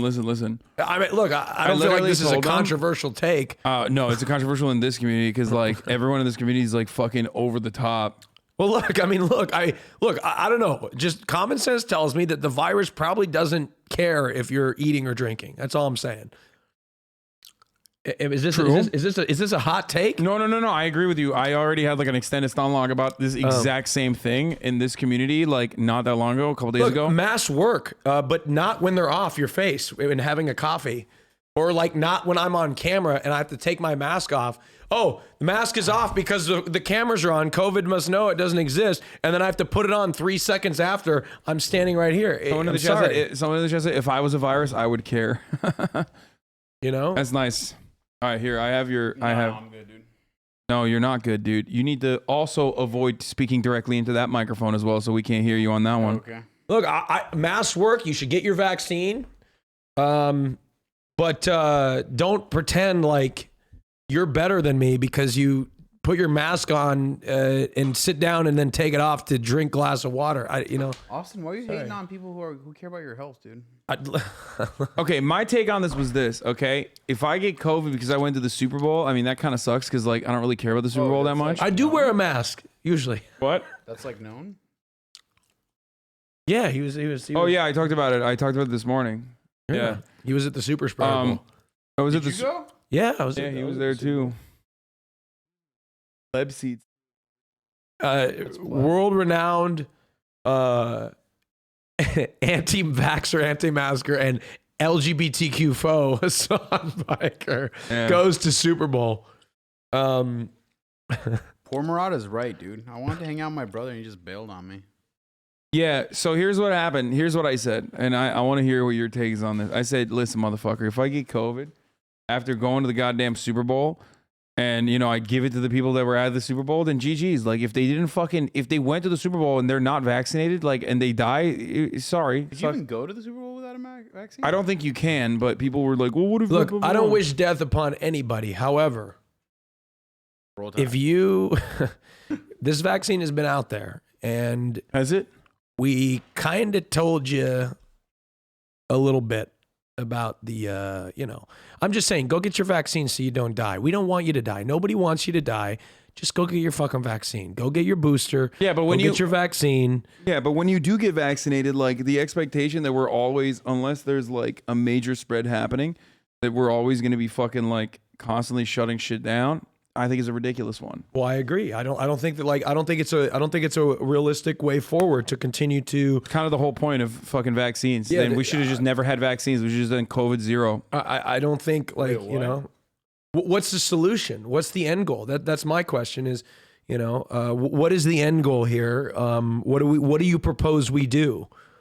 I would seriously ask that. Austin, it's about risk mitigation, dude. You can't. There is no certainty in like this level of public policy. You just do whatever you can to skew the data in your favor. Put it to your mouth. Put the microphone. Bro, come on. Speak into the microphone. You just do whatever you can. It's not that hard to do risk mitigation to influence the statistics in your favor, right? Is there anything that's like? Well, yeah, obviously, but like having restrictions will reduce the spread of the virus by some factor. Is there anything that shows addresses over here? Because I want to fucking boop that to show you when you're talking. You know? Me? No, I'm good, dude. Can we do the other camera? I can be the man behind the Okay, camera. Austin, we will do the other camera. I can zoom out and fix it for you. Well, I want to. Well, or do you disagree with? Do you disagree with your brother about what? On his take? Which was? I wasn't paying attention. What was your take? He wasn't either. Wow. Fucking What was wow, what was dude. your take? Just like, oh, if you go to the Super Bowl, you deserve to get COVID. No, I just said, bro. I went to a NASCAR event. All I'm saying is this: Show me your medal. Okay. First of all, I kept. I Thinking think I have of a that, and normal. It was really inappropriate because I was kind of drunk. I have a normal take on this. Okay, I'm a normal human being with a normal brain. Me too. And people around me were I like, love the marvel of modern medicine that has created these incredible mRNA vaccines. oh no, I prefer to die by 35. No, I love modern medicine. I love the vaccines. Okay, it's sick. I will inject them all over my body. I love them. Okay. But the whole point of why we made these fucking vaccines is so we can, like, you know, go to the goddamn Super Bowl, so we can go eat jalapeno poppers, so we can fucking like live life in a live la vida loca. You know what I mean? Like live Moss. So the people with vaccines are not the ones that are clogging up hospitals. It's the people that are not vaccinated. Exactly. And look those at are Fiona. the people. Oh, Fiona brought her screwdriver back. Dude, every time I work on something, Fiona comes up to me with her screwdriver. It's the cutest thing ever.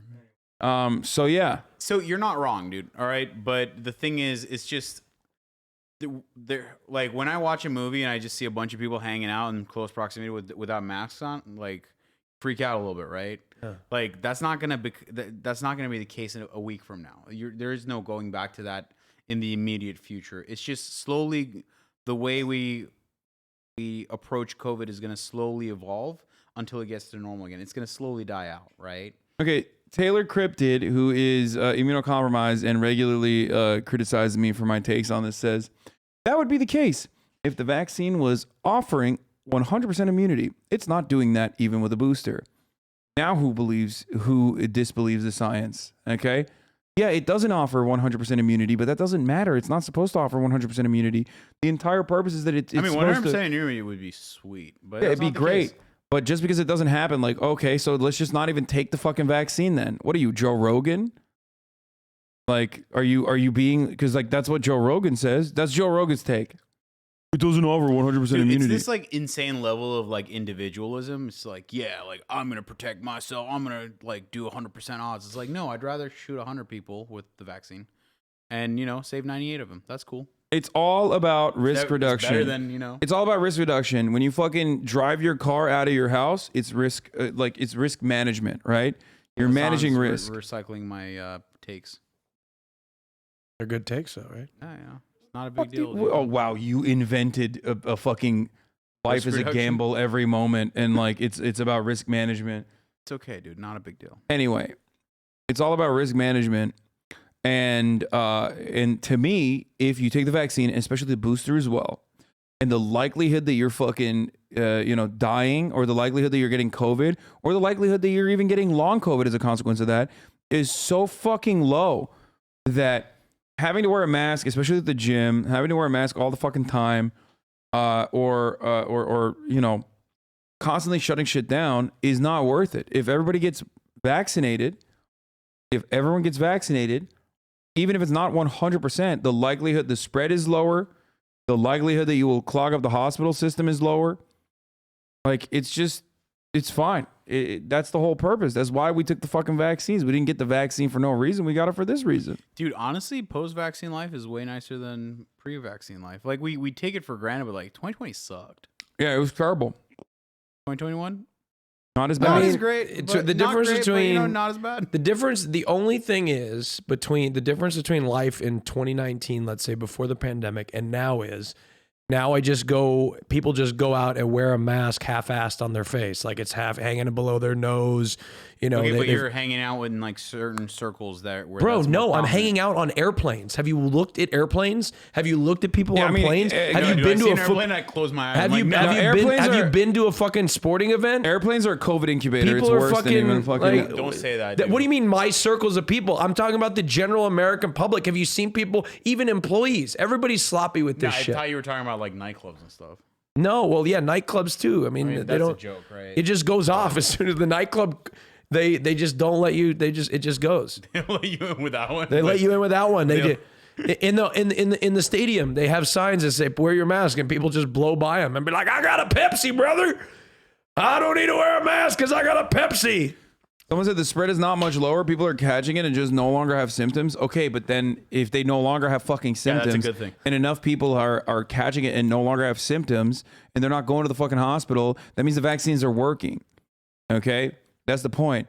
And if it catches you when it's spreading, and you are an unvaccinated person, then fucking GG's, boys. Sorry. Bro, what do you mean my top is showing? I'm fucking 3 shots in. I wear my mask where I'm supposed to. What else do you fucking want from me? What does it mean to have your top showing?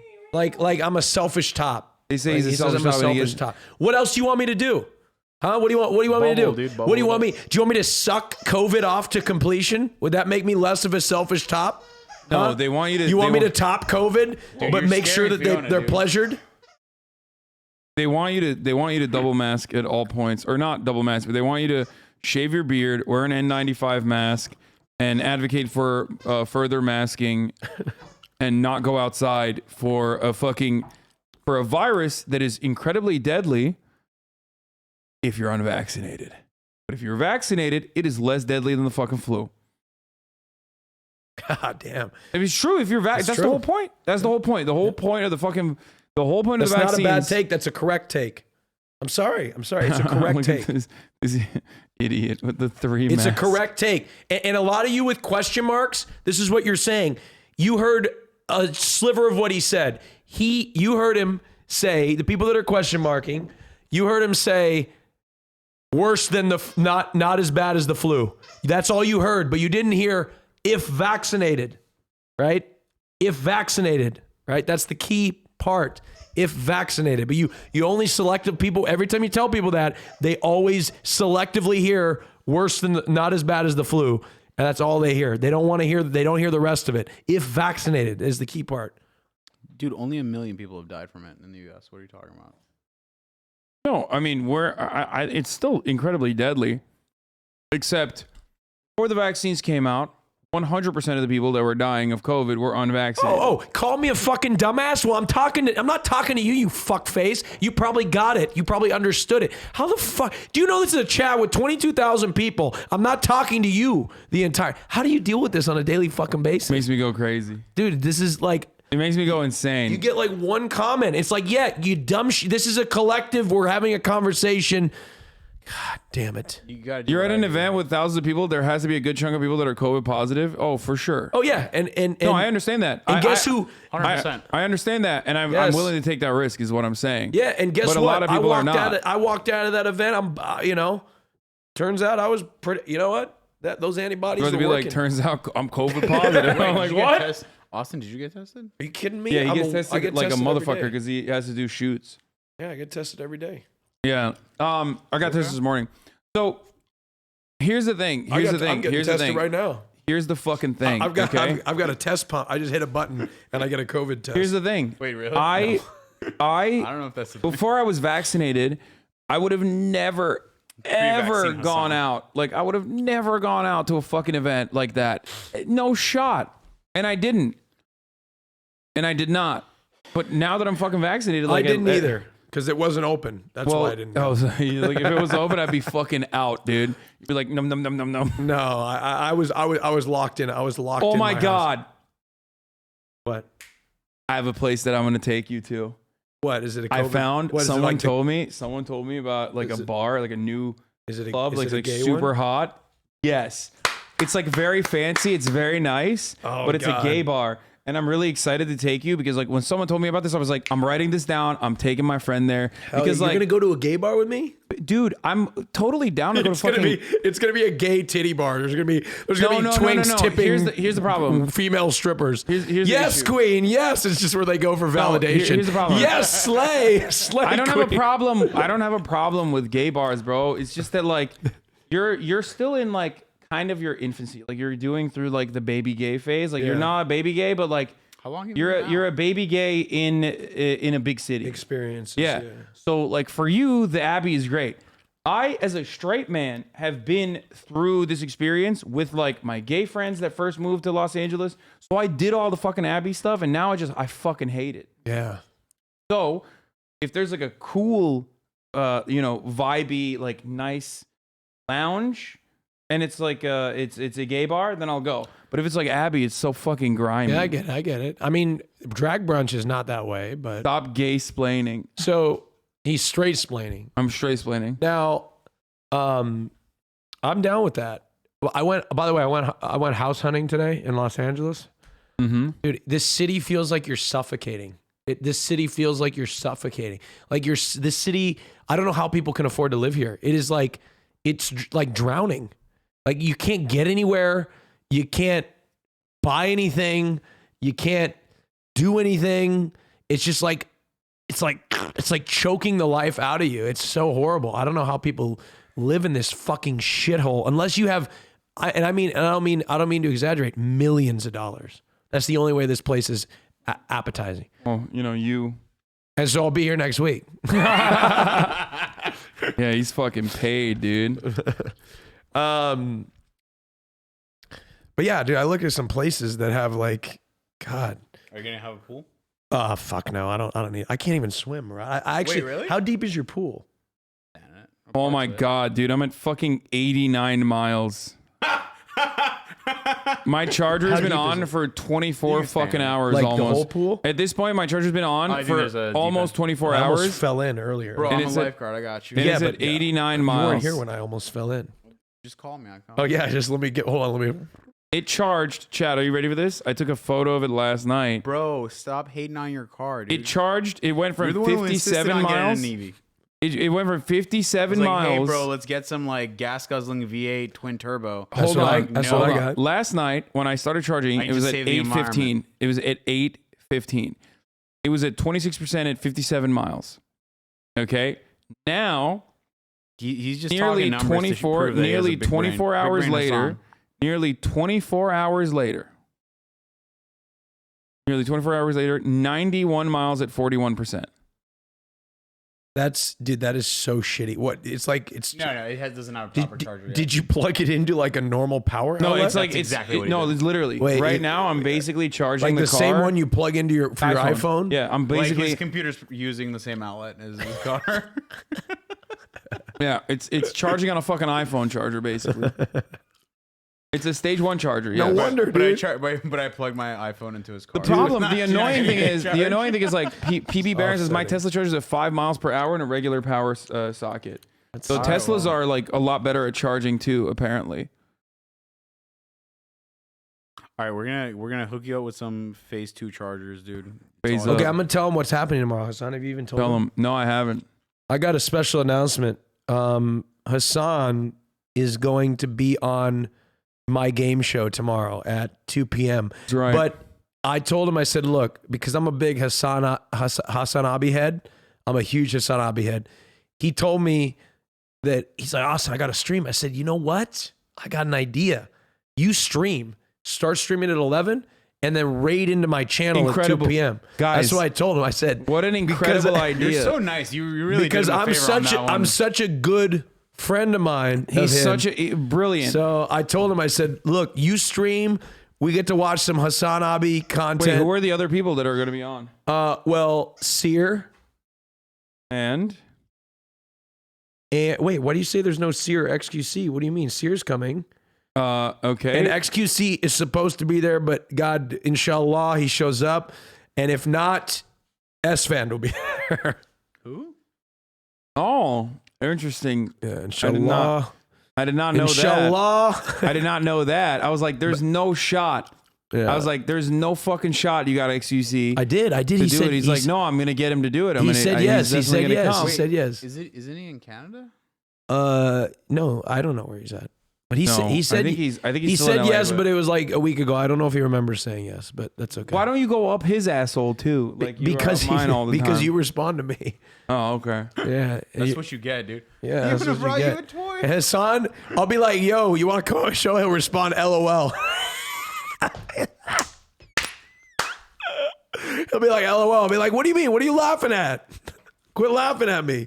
Oh, Fiona jumped on me. Look at that. Dude, she loves you and she wants your attention. Fiona, come here. She stopped dead in her tracks. Shallah. Will Neff's going to be there too, is my sidekick host. And then Minx is going to be on the show too. I saw the thing with the dog. Yeah. Oh, yeah. Did you see?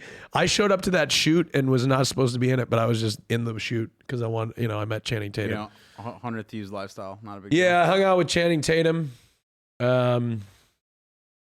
That's pretty cool. The thing with homosexual... okay.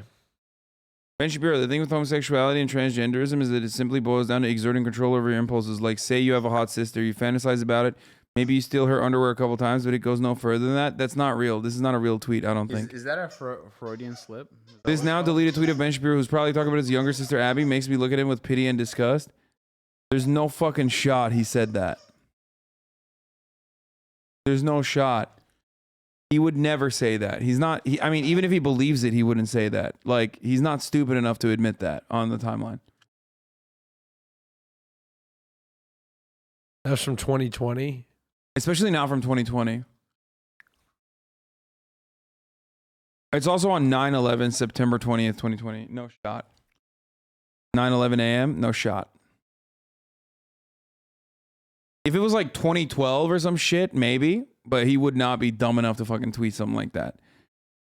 After receiving numerous larceny complaints in the Bronx, officers from NYPD 44 Precinct recently arrested 12 individuals following an enforcement initiative targeting shoplifters. The arrest led to the closure of 23 warrants and the recovery of $1,800 worth of merchandise. What the fuck? Like, why are they flexing? Okay, why? Oh my god, the merchandise that they recovered is like fucking baby wipes and shit. What is this? I love that they arrested 23 people and only got $1,800 worth of stuff. Wait, that means people what were is this stealing for? less than $100 a head. This is what the NYPD is doing. Okay, this is what they're spending their fucking shoplifters. Oh no, 12 people. This is what they're spending their fucking time and energy on, and then they deleted it, of course, because people fucking own them. These are literally essentials. You fucking pieces of shit. You fucking pig fucks. These are essential items. Fucking piece of shit hogs, dude. Baby products do go like I think there's like a black market for them. Dude, Baby okay. products and like detergent. Okay. Even what do I always say about Murat, are fucking you a shoplifting? cop? What the fuck is this? What do I always say? What do I always say about shoplifting? Nobody is yes. Nobody is fucking shoplift, guys. Nobody is fucking shoplifting because whether it's a Louis Vuitton bag or a fucking baby Pampers, nobody is shoplifting because they just want to shoplift, okay? Like, they're shoplifting because they need money. Like, they're so desperate that they're literally doing something illegal, okay, that makes them feel bad. If nothing else. I mean, I definitely get your thing behind like shoplifting. But especially this stuff, like, are you really? You fucking recovered, like, diapers, dude? Dude, I'm telling you, it's not like... whatever. I'm not gonna... What's up? What were you gonna say? Like cold medicine, diapers, detergent, like I'm not saying that that's not the case, but like they do go get resold. Like you see all the detergent in the back. So it's not like, don't make this narrative that it's just like, okay, poor little like Annie needed to like get diapers for her baby. I don't know. I mean, first of all, that could be the case. Sure, But even if it's not the case, it doesn't matter. That's my point. My point is that, like, I don't even give a fuck if they're stealing Louis Vuitton bags, motherfucker. Listen, if you're hungry and you shoplift bread, you're a bad thief, okay? You're not good at what you're doing. You're not going to survive long enough in the fucking streets. Don't steal the bread, dumbass. The bread's only going to let you live for, like, a week, okay? There's not enough nutrition in the bread. Also, you can't pay your rent with the bread. steal a fucking Louis Vuitton bag, which is the same size of a goddamn bread, but it's actually $4,000, and you can easily fucking sell it out the Facebook Marketplace God damn it, or I'm on gonna- eBay. Okay, wow, so when you do that, you actually can buy as much bread as you want and even pay for I'm fucking gonna be rent. on Fox News. I do not condone the actions. Yeah, I don't know, like why. You're I'm not giving people, encouraging people theft to advice. steal. What do you mean? That's the reason why I'm fucking explaining this is because a lot of people, Do not unironically, steal. It's bad. a lot That's of people hot have take. this fucking attitude where they think like people are stealing Louis Vuitton bags because they're Do not This steal. is an Austin and Murat disclaimer. We do not condone this type We of do not behavior. condone stealing and theft I just like I don't Of I any don't sort. of any sort. Do the not point steal. the point is this. Regardless of the value. not of The the steal. reason why I'm describing this is Value to not to size get you ratio to. of the The reason item why I'm you're- describing this is not to urge you to go steal. The Well- reason why I'm describing this is so that people understand why others do it. They're not doing it because they're fucking Winona Ryder. They're not doing this because they're like your dickhead Do not friends that steal. steal fucking Skittles. I see what you mean. From the Wawa gas station counter. Hasan is to trying to feel a say people thrill. are stealing these things because they need them, not because they're trying to make a profit. Exactly. If they were trying to make a Or profit, even they'd if they're- go steal them Louis Vuitton bags. No. He's Even not if- telling you to steal You're not Louis listening. Vuitton bag. No, you're not But listening if to what you I'm saying. wanted to make a profit, is what he's saying. And there are more effective ways to do it. Yeah, that's what. Literally not listening to what I'm saying. That's I'm what I saying, Dude, what I'm no. saying is, where's my food? Oh, shut the fuck up. Oh, I'm sorry. Am I supposed to just whether people Hold are on, you know, stealing, steal? Is that what I'm supposed to say? Is that what the Yes. fuck I'm supposed to say? the point what I was making is whether they're stealing Huggies both for themselves or to resale, or they're stealing Louis Vuitton bags, it doesn't matter. They're stealing because they need the fucking money. Stealing requires. It's not that easy. It requires forethought. It requires you to fucking put yourself in the situation that you normally wouldn't want to be in. It requires planning, execution, evasion, okay? And risk taking. The reason Which why brings us back to the masks. the reason why you do it is because you need the money. I think we need to stop the steal, folks. Stop the steal. Stop the My water count. bottle? Dude, keep leaving all these half-drunk water bottles. No. All of a sudden, overnight, folks, a lot of votes came in. Regardless, though. I just can't believe that brain dead argument still exists. What? What? Oh, there were so many votes, and then all of a sudden it just swung the other direction. I'm like, oh yeah, it's almost like mail-in ballots got counted second. You know? The risk in shoplifting is so high relative to the gains that it's a reflection of material conditions rather than perverse hedonism. Oh, that's a lib take? That okay. Oh, so let me just say, the election was stolen, brother. Is that better?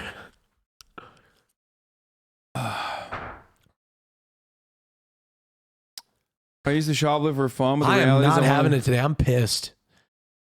I talked to too many landlords today. No wonder. So, are you gonna buy or rent? I don't know what I'm gonna do. Everything's expensive. Dude, landlords are the worst. Everything And sucks. not like a weird Hasan, like, you know, socialism thing. Like, they just suck here. They're the absolute. They just suck everywhere usually. I think I may stay with hotels because at I've least then gotten ghosted I by- can complain. I can't complain to a landlord. They don't give a fuck. Dude, when I was looking for a place to live out here when I first moved here, I got ghosted by so many landlords. Like, you would be like, all right, I'm here. Like, I got the money. I got, like, my, you know, everything's application. Everything's ready to go. And they just, like, wouldn't show up. Really? Like, I already rented it. Sorry. That's how bad it was. Oh, yeah, it's the worst. Yeah, they're quite they're something else. The people I met today were they were pretty nice. Most of them were pretty nice, but it's just Well, like yeah, your price bracket, I'm sure they're much nicer than, you know, where I was at. well, West Hollywood is just. Dude, this almost is such a good take. Oh, I love this. This fucking idiot is my favorite, by the way. Scalper thieves create baby product deserts by emptying shelves in vulnerable neighborhoods where people can't order online. It's bad. Yeah, dude, totally. That's what they're doing. They're scalper thieves, I mean, actually. scalpers are literally the worst, but Scalpers are the worst, but like imagine fucking claiming that it's actually scalping. Like why would scalpers get sympathy if they leave shelves empty for local moms? I mean, scalpers, you can make the argument that due to higher demand that they get a higher supply in those areas too, but you know, whatever.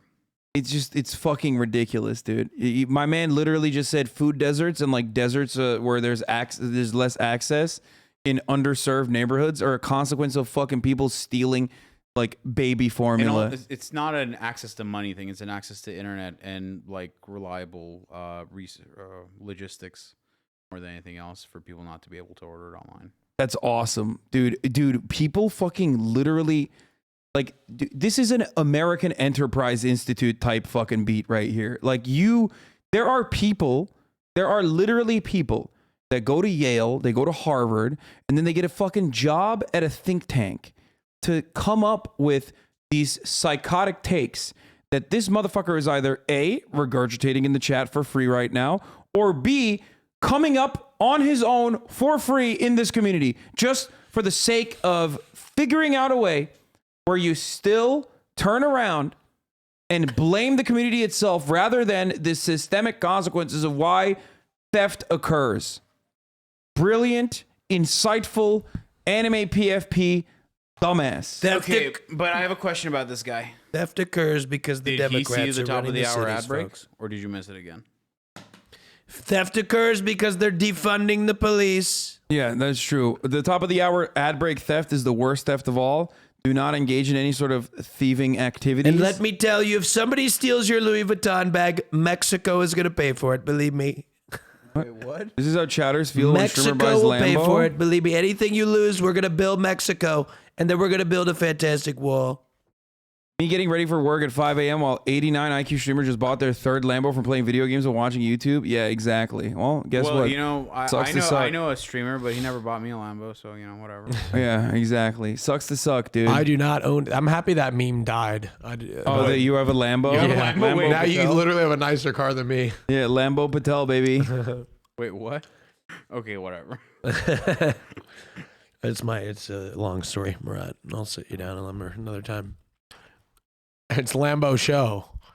Yeah, we used to call him. Yeah.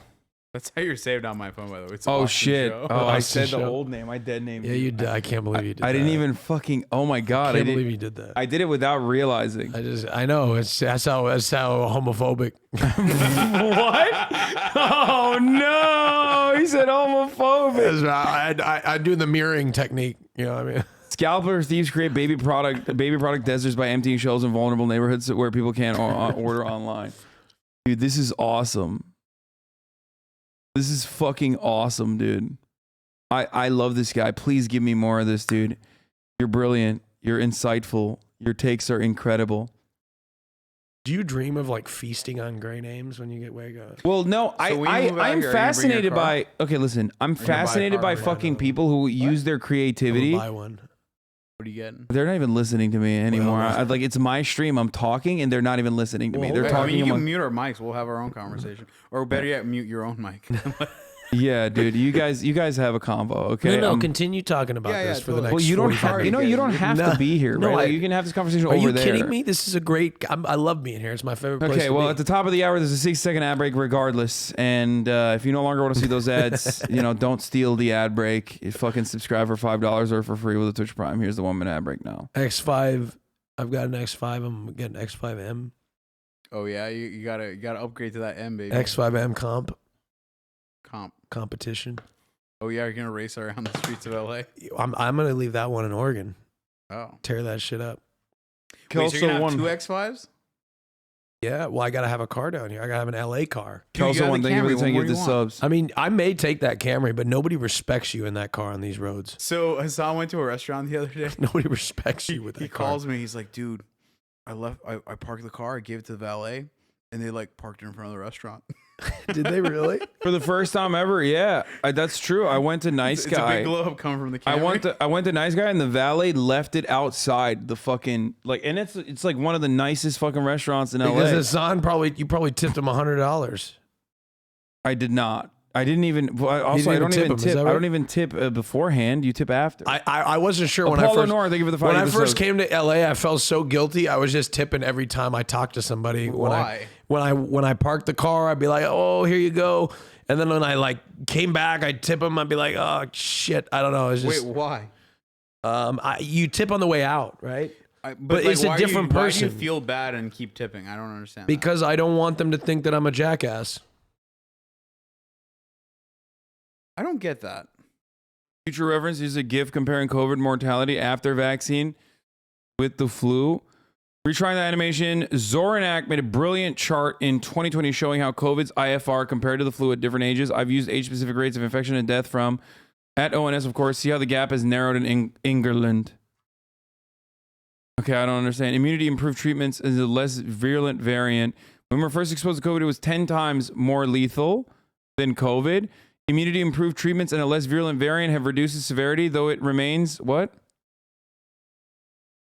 Though it remains more deadly than the flu for older people. Basically, what is? But this doesn't account for. But this does not account for fucking vaccinated people. This accounts for the entire population, for the record. Back to the tipping thing. Yeah, tell me about it. I don't get it.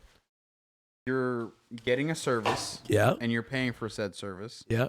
And if you want to tip them, that's cool. But like, why are you tipping ahead of time and after? Well, I mean, comedy. I'm tipping because they opened the door for me. That's not their job description. I'm not going to comment on this. Okay, let's watch this. It's Millionaire. about Every finding agent. out where the boundaries are and then stepping over them. And that's when I realized my ass is stuck in this trash can. It's about telling the truth, you know?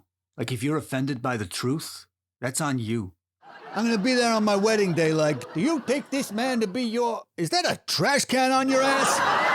Hey, we got an ass can over here. I'm not taking risks. I'm not doing my job.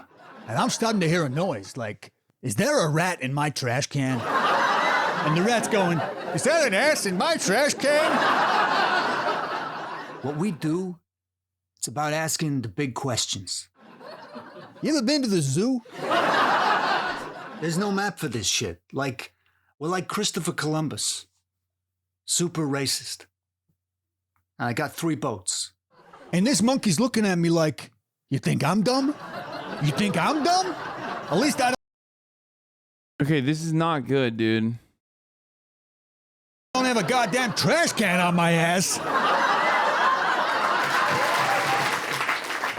Crazy.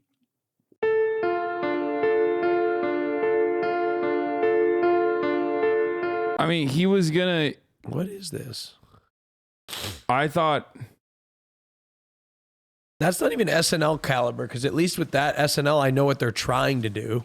You know what I mean? Like, he was trying to. I thought he was trying to fucking get. I The gotta go soon, guys. the Christopher Columbus joke was good. I thought he was trying to fucking make an argument about like how comedians constantly bitch about.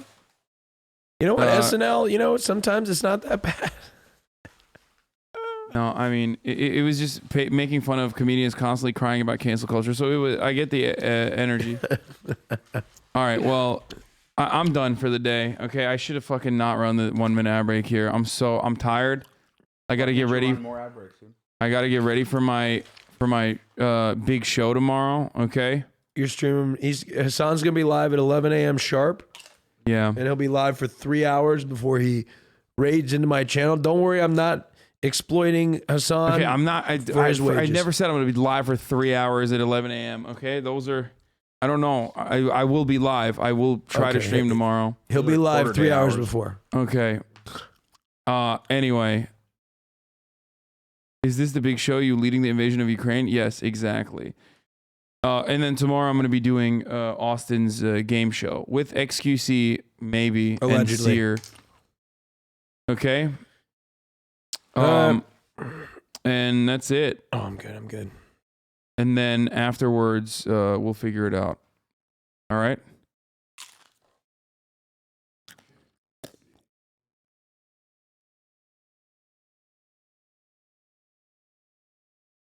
Sun is streaming.